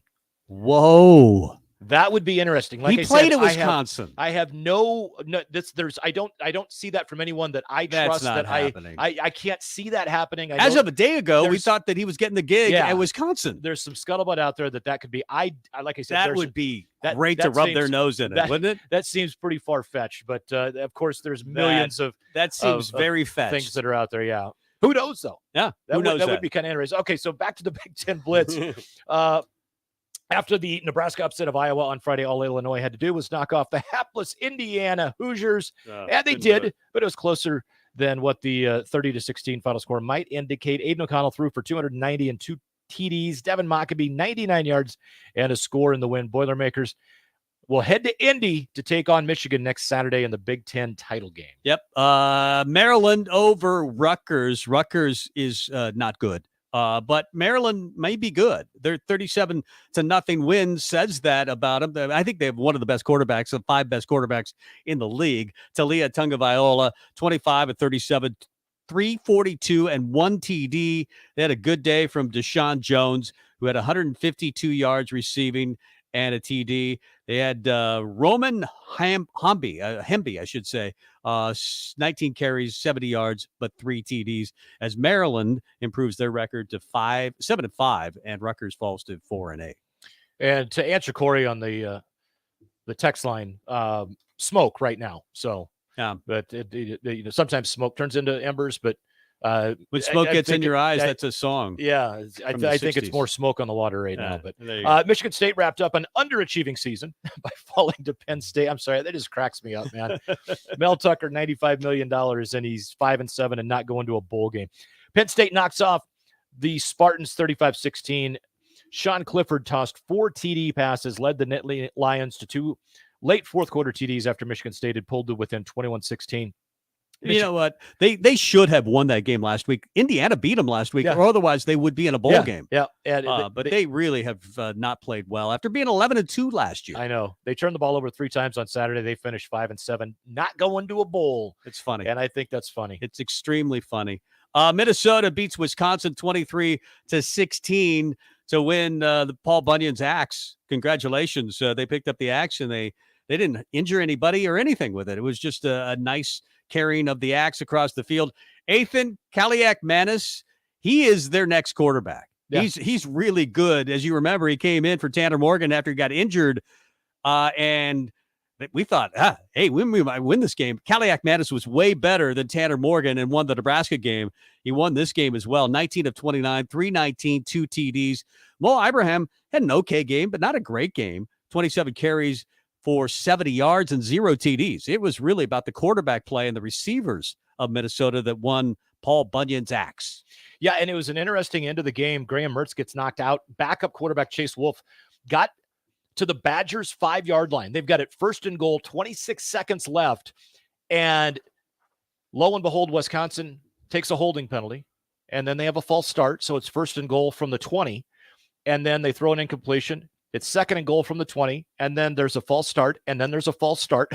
Yeah. So their first and goal at the 5 went to second and goal from the 30 on 4 penalties out of 5 plays.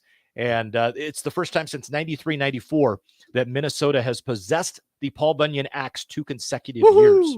I wonder if Wisconsin wins that game if Jim Leonhard is announced as the head coach. But they decided, well, you know what? If you're going to lose the axe, you're going to lose your gig. Sorry. That's why they went after Fickle. That's right. Illinois steamrolled Northwestern 41-3 in the season finale for both squads. Northwestern finishes with a 1-11 season, losing 11 in a row. The Illini safety Sidney Brown returned a fumble and an interception for a TD in the third quarter. Brett Bielema has the Illinois program ahead of schedule. They finished 8-4, 5-4 in the conference. All 4 losses coming by 8 points or less. And I say he's got them ahead of schedule because most in the Illinois media, and I think even Brett Bielema, realistically, if they would have gotten to 6-6 this year, would have been happy. Yeah, they're 8-4, and they're look tough. Like they're going to be tough. They're going to be a hard out for anybody. If you would have told me Nebraska's new coach is Brett Bielema, I wouldn't have been unhappy about that. No. When Mike Riley was announced, I would have been more happy with Bielema, and was very angry with Riley. But I get off track. Purdue beats Indiana 30-16. Aiden O'Connell had a nice day. 18-29, 18 of 29 for 290 and 2 TDs, and they are the Western Division champions because Nebraska beat Iowa. Purdue won their game over Indiana. So they take on Michigan in the Big 12 championship. Devin Maccabee had a nice game, 99 yards, a TD. Charlie Jones with he only had 4 receptions, but worth 143 yards and a TD. That's a 35-yard average for Charlie Jones. They win the Oaken Bucket, and they also get to go to the Big 10 championship game and be slaughtered by Michigan. Yeah, it'll be a. I have a feeling that is going to be an ugly game. The only way maybe Purdue can stay in it is, actually Jeff Brom is a very good coach, and that's one of the conversations we're going to have about the coaches in this division, and where does Matt Rhule rank among those coaches? Because the competition's getting stiffer and stiffer. No, it is, and it's going to be interesting because what Michigan does best offensively is run the football, and what Purdue does horribly is defend the pass. And it makes me wonder if Harbaugh is just simply going to, line up and say Donovan Mitchell 37 times. I think he ran at 22 and had the 75 and 85-yard runs in the fourth quarter against Ohio State. Blake Corum obviously injured, only 2 carries yesterday. Maybe he's back, but does he or does J.J. McCarthy? I get it. He was a 5-star, but the dude's like he's hitting 50% of his passes this year. He was 11 for 22 on Saturday. He's not a guy that he's not very accurate, but he is a 5-star and he's really athletic and his QBR was really good. You know what? There is no trophy game for the biggest game in the Big Ten, Ohio State, Michigan. There's no trophy. We have all these stupid trophy games, and yet the biggest game in the league plays for no trophy. So what does that say more about how dumb the trophy games are and overdone that they are? Well, it reminds me of Nebraska, Oklahoma. Oh, yeah, we were playing for the national title or the Orange Bowl or something real, unlike your stupid bucket. But, I was happy to get I'm not giving back the Heroes Trophy, not that it's mine to give anyway. Number 14 on our list of teams, this is our final ranking. Everybody's got Northwestern. They're awful. 1-11. They lose 41-3 to Illinois. They're not going to a bowl, but somehow Pat Fitzgerald is keeping his job. Yeah, that's just strange, but what are you going to do? 14 for me is Northwestern. 13 for me is going to be Rutgers, actually. Yeah, Greg Schiano is probably going to keep his job, but 1-8 in the league's not good, and 37-0 to Maryland and no bowl, again, for Greg Schiano. At number 12, I think we both probably have Indiana. Imagine that. We do. They're not going to a bowl either, but it looks like maybe Tom Allen's going to survive and keep his job, despite the fact that they lost 30-16 over the weekend. Nebraska is number 11 on my list. 3-6 of the league. Could have been a lot better, and that winning feels better than losing, and beating Iowa always feels good. Absolutely. I've got him at 11 as well, and then number 10 for me is the best story of the year, Michigan State. Yeah, Michigan State, they lose to Penn State. We knew that they would. They had to win that game to get to a bowl game, and 95 million reasons why you probably shouldn't have hired Mel Tucker, but they did. And maybe it works out in the long haul. Well, I was going to say, I don't know that it was necessarily a bad hire. I just think that's the just contract a lot of money. extension after one season was a bit much. Well, he did it with the transfer portal last year, and they didn't go to the transfer portal as much this year. I wonder if teams rethink that.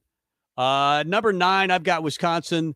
They did beat Maryland, but you know what? They haven't ended the season very well. Jim Leonard is not getting the job. Luke Fickell is. They're going to a bowl game, but they didn't look good in the loss over the weekend to Iowa.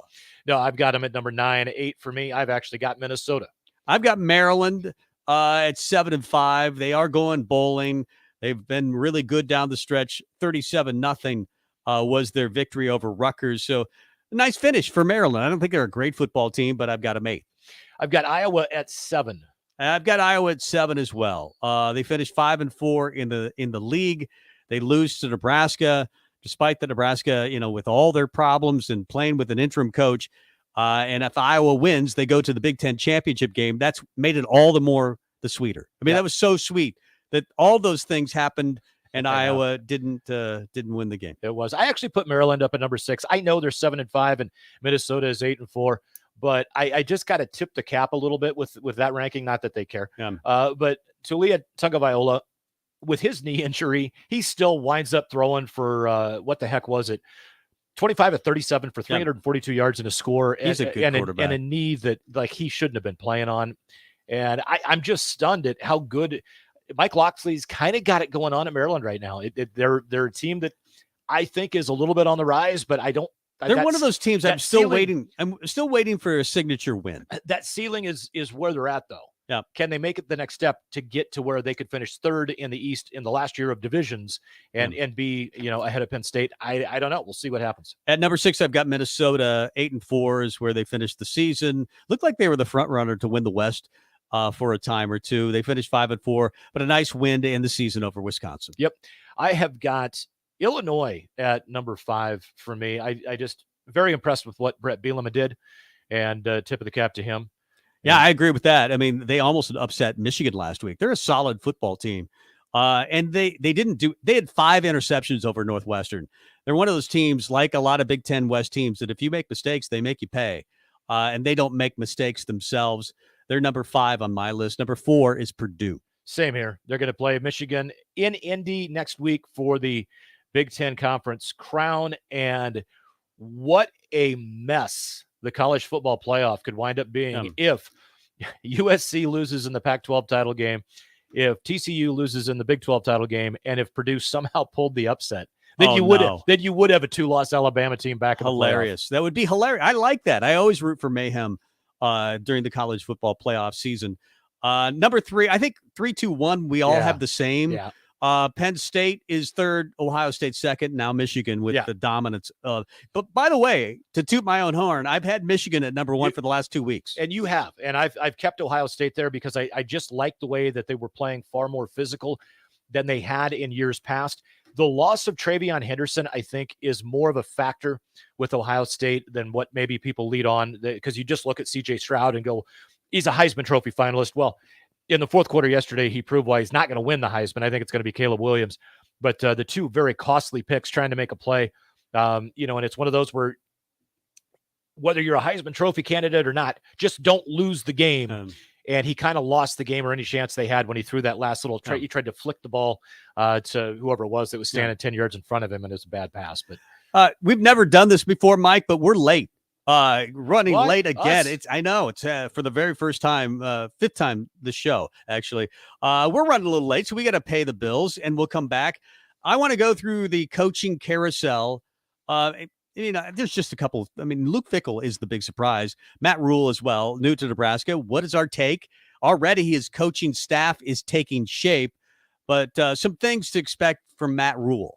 Is that on our list, or am I think that's what we need to do next. Well, let's talk a little bit about Matt Rhule, the new coach at the University of Nebraska. We'll do that next. It's Husker Rewind. He's Matt. Who is he? Mike Melby, and I'm Tom Stevens. More with the show after this.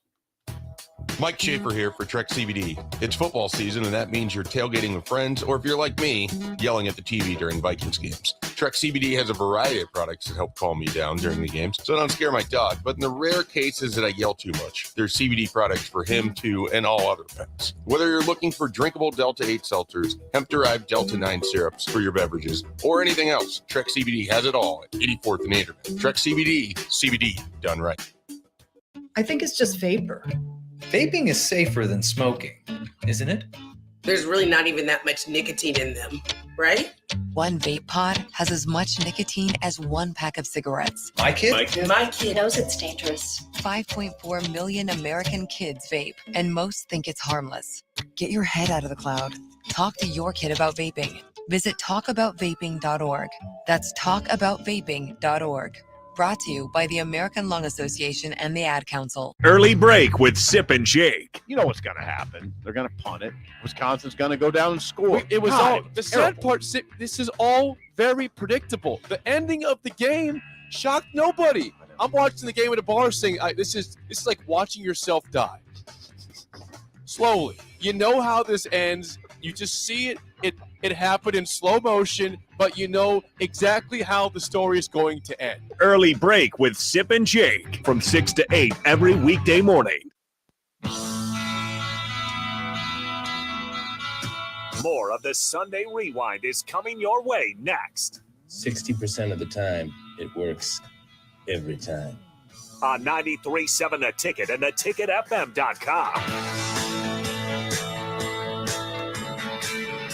Welcome back to the Husker Rewind. That's Tom Stevens. I'm Mike Melby. In case you have not heard, there's a new head coach of the Nebraska football team, and a lot of people are kind of excited. A few people, very few, seem to be really, really excited, right. And there's a handful of people that think it's a horrible hire. He's a 500 coach, and that 3 years from now, we're all going to be sitting there going, now we're paying $9 million a year buyouts, blah, blah, blah, blah, blah.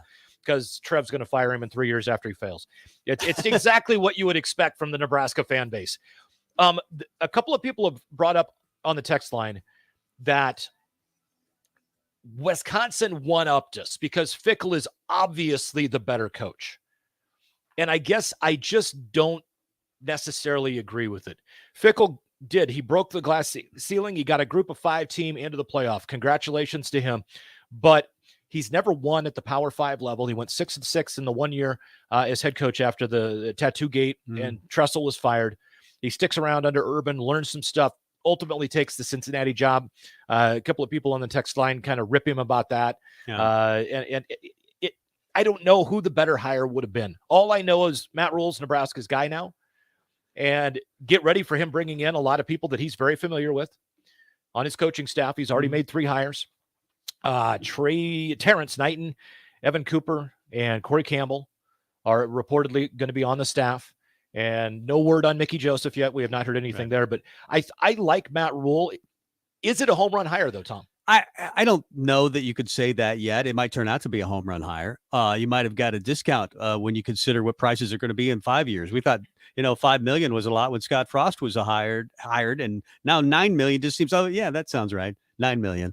And you think $9 million, $72 million over 8 years is what it's going to be. That's crazy. That's what coaches are getting.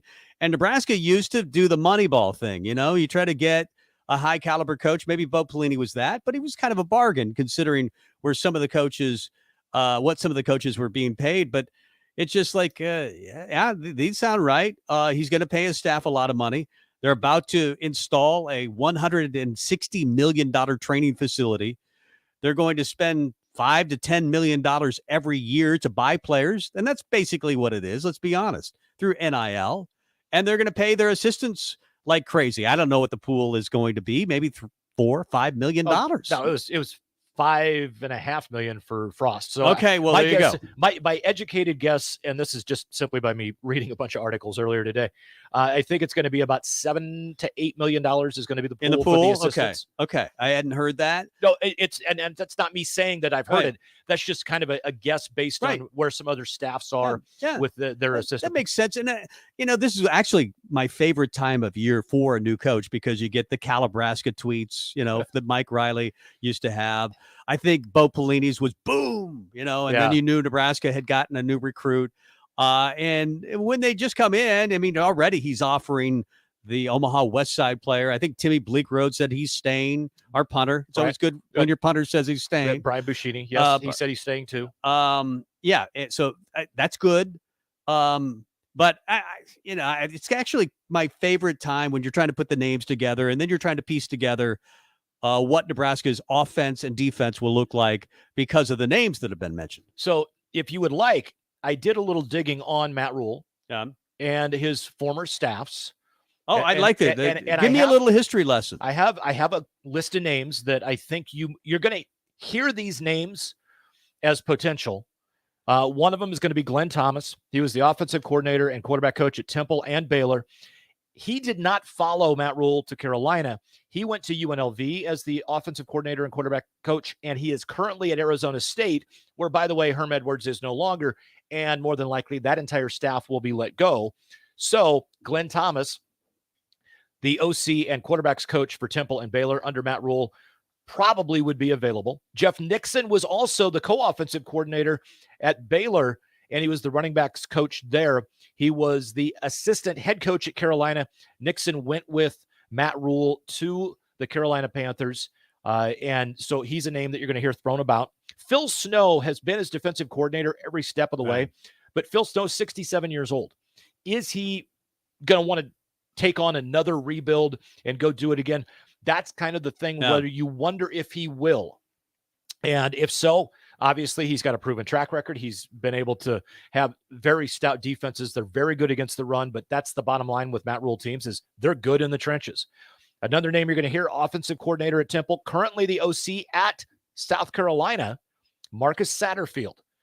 But he's a guy that I think is going to be, you're going to hear his name bantied about. Former Husker, Jake Peets, currently an offensive assistant for the LA Rams, was the LSU offensive coordinator in 2021. So him and Mickey have a little bit of a relationship, obviously. As I mentioned earlier in the show, Jeremy Scott, strength coach. I fully anticipate him moving here to take over as the strength coach. Although Corey Campbell was the assistant strength coach at Carolina underneath Jeremy Scott. I'm guessing those two come together. Yeah, it's trending in the direction, wouldn't you agree, that Mickey's not going to be on the staff? It kind of feels that way. So the one name that you want to look out for, if I can find it again, is Frishman Jackson. Frishman Jackson was the wide receivers coach at Temple.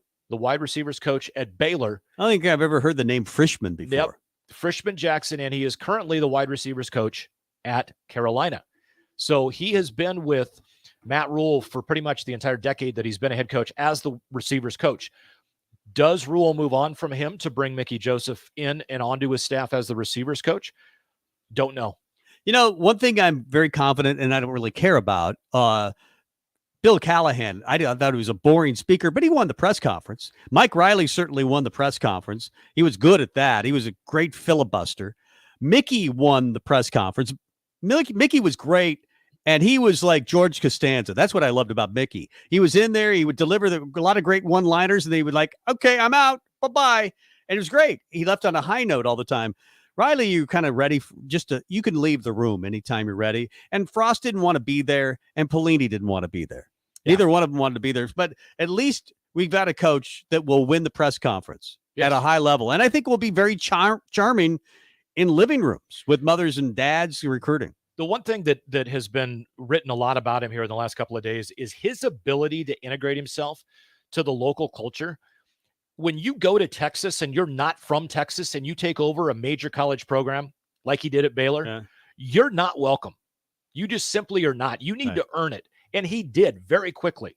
And with his respect for T.O., with his respect, he said he revered Nebraska when he was younger, as that is the place that, wow, I mean, Nebraska is Nebraska that we remember, that we love, the 90s.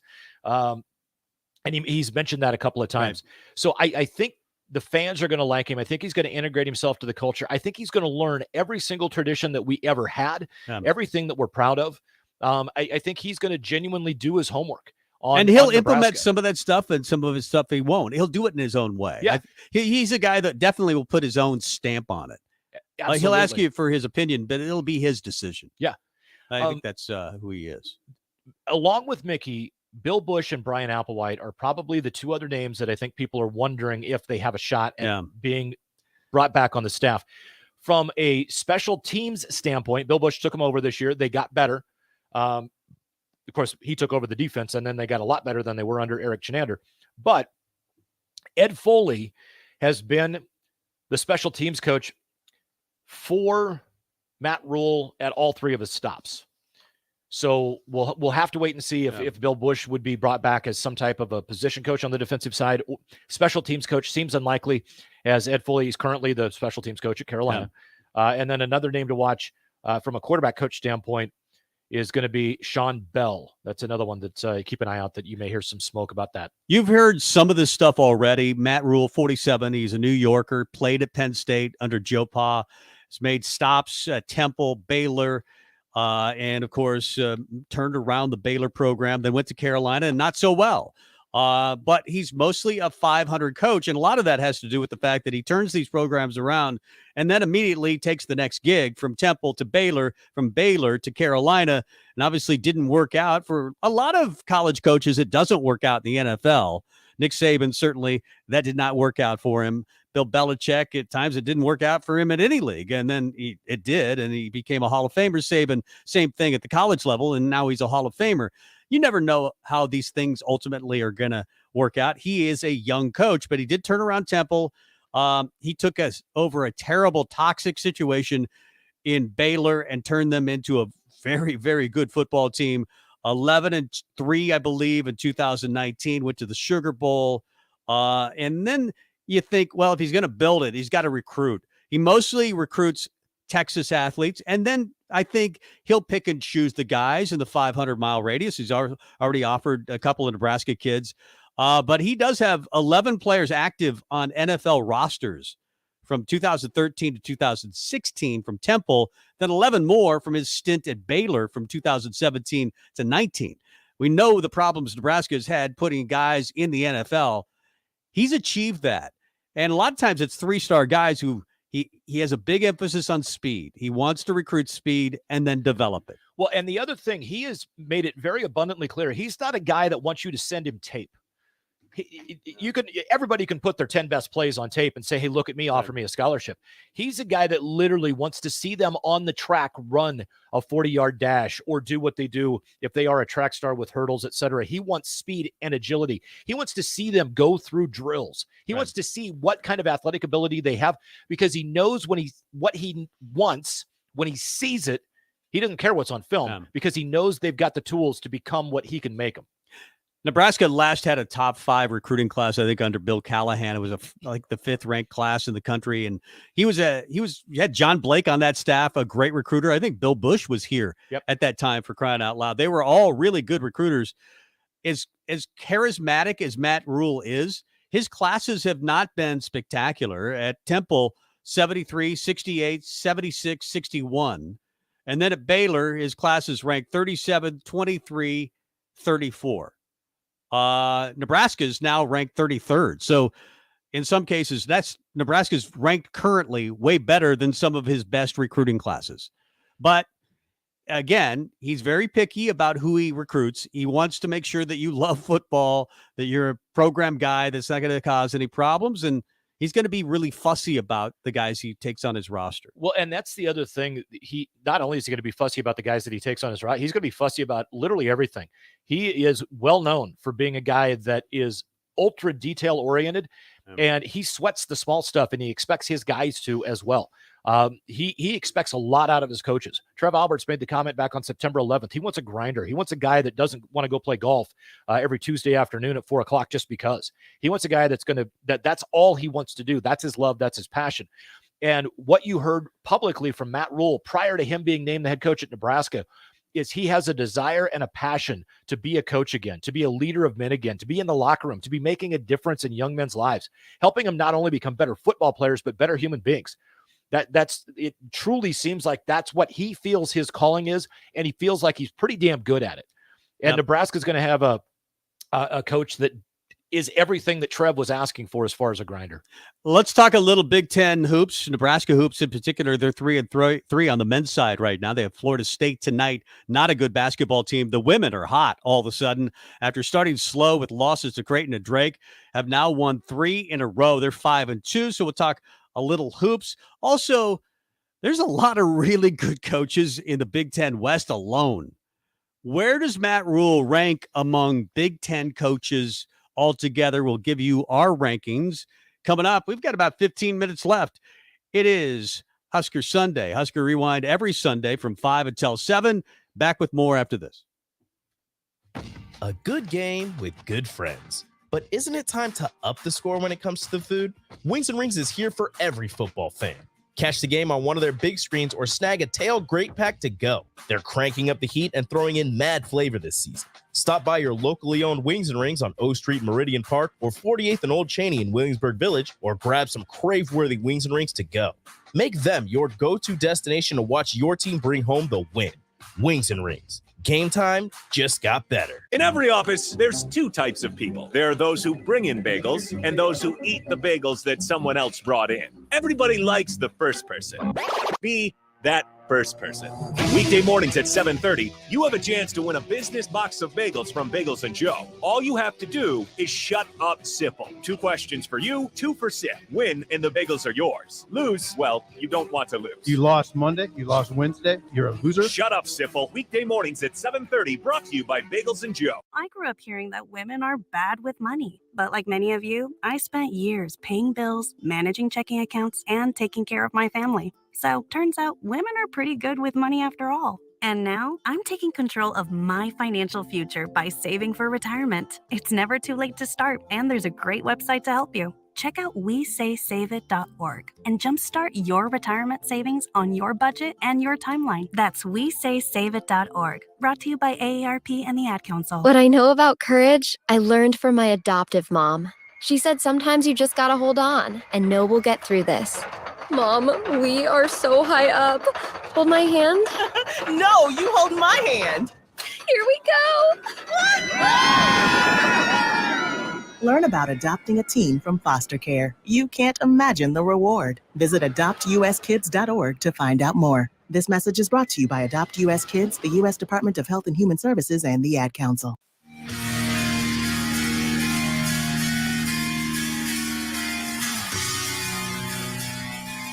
we're in the Sunday. Rewind it back to the Sunday Rewind with Tom and Mike on 93.7 The Ticket and theticketfm.com. Nobody on the road, nobody on the beach. I feel it in the air. Welcome back to the Husker Rewind.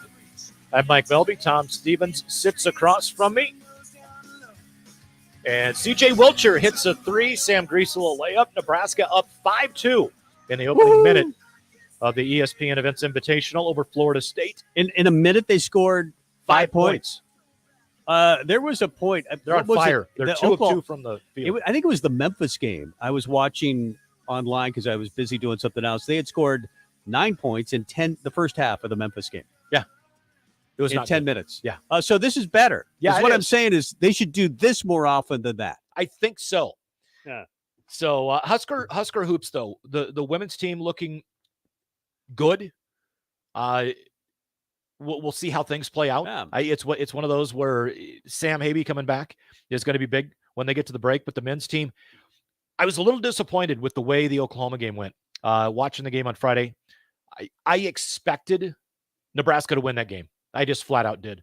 Oklahoma's not very good. No, they're not. They both have a common opponent. They both played Pine Bluff, and Nebraska blew them out. And although Pine Bluff had a lead in that game, in the second half, Nebraska ended up blowing them out. Oklahoma struggled with Arkansas Pine Bluff. Oklahoma struggled with everybody this year, and somehow, some way, Nebraska's ability to guard the three and inability to hit open threes is just simply all we've seen from a Nebraska basketball team in the last decade. It just is, and I don't get it. We've got guys that shoot 40+% from three wherever they were at the year before, and they come here, and for whatever reason, C.J. Wilcher he's had some down games, but he's a guy that truly is probably our best three-point shooter. He did hit one earlier. Tonight he's 1 for 1, but he's right at about 40% for the year, and so is Casey Tominaga. Good for him. 10 to 25, I think, Casey on the year.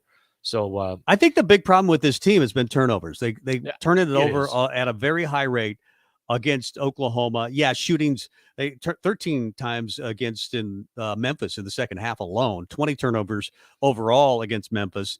But that has been something that they've really struggled with this year. They don't have the quickness at point guard of Alonzo Verge to just dribble it by you in many cases. And a lot of times he was a turnover machine last year. I thought Griesel would take better care of the basketball than he has. But the longer teams have been turning Nebraska over, and guard play is the big reason. Really handling the basketball. They don't have a lot of guys. They don't have a lot of guys that can handle the basketball at a high level. Yeah, Q McPherson's injury, I think it's a lot bigger than what people think. I mean, nobody's seen him play, but he was going to be the backup point guard. Emmanuel Bandemel's doing a nice job. He really is. But at the same time, I think Q McPherson would have been the backup there, and Emmanuel probably would have been slid over to the 2 a little bit more often. But, yeah, turning the ball over has been such a big Achilles heel. Yeah. Well, I guess I kind of assumed that they wouldn't shoot the ball very well because Nebraska's struggled to shoot for the last 20 years. It feels like I can't remember the last great shooting team that Nebraska, like Creighton good shooting team that Nebraska has had. It's been a long time.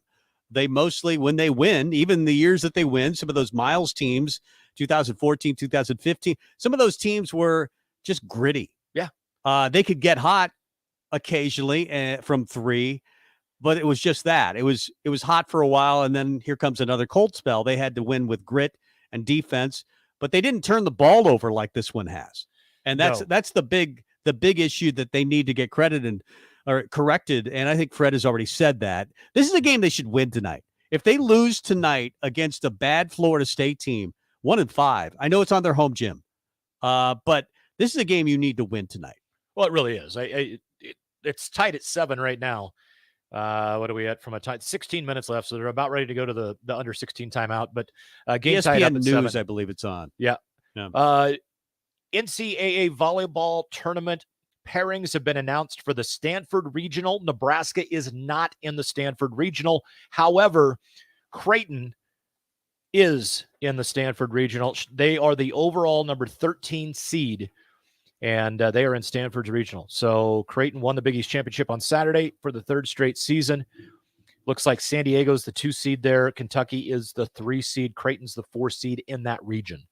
Oh, by the way, we mentioned the women have won 3 in a row. Nice day from Jazz Shelley today. She had 32 in Nebraska's 73-65 overtime win over Mississippi State. They go 3-0 in Puerto Rico. You mentioned this earlier, but it was nice to see Nebraska get a performance like that from Jazz Shelley. She's been struggling as of late. Alexis Markowski, 15 rebounds. So maybe the Husker women are coming back a little bit. We talked about this going to break, and I would like to broach on it before we take off tonight.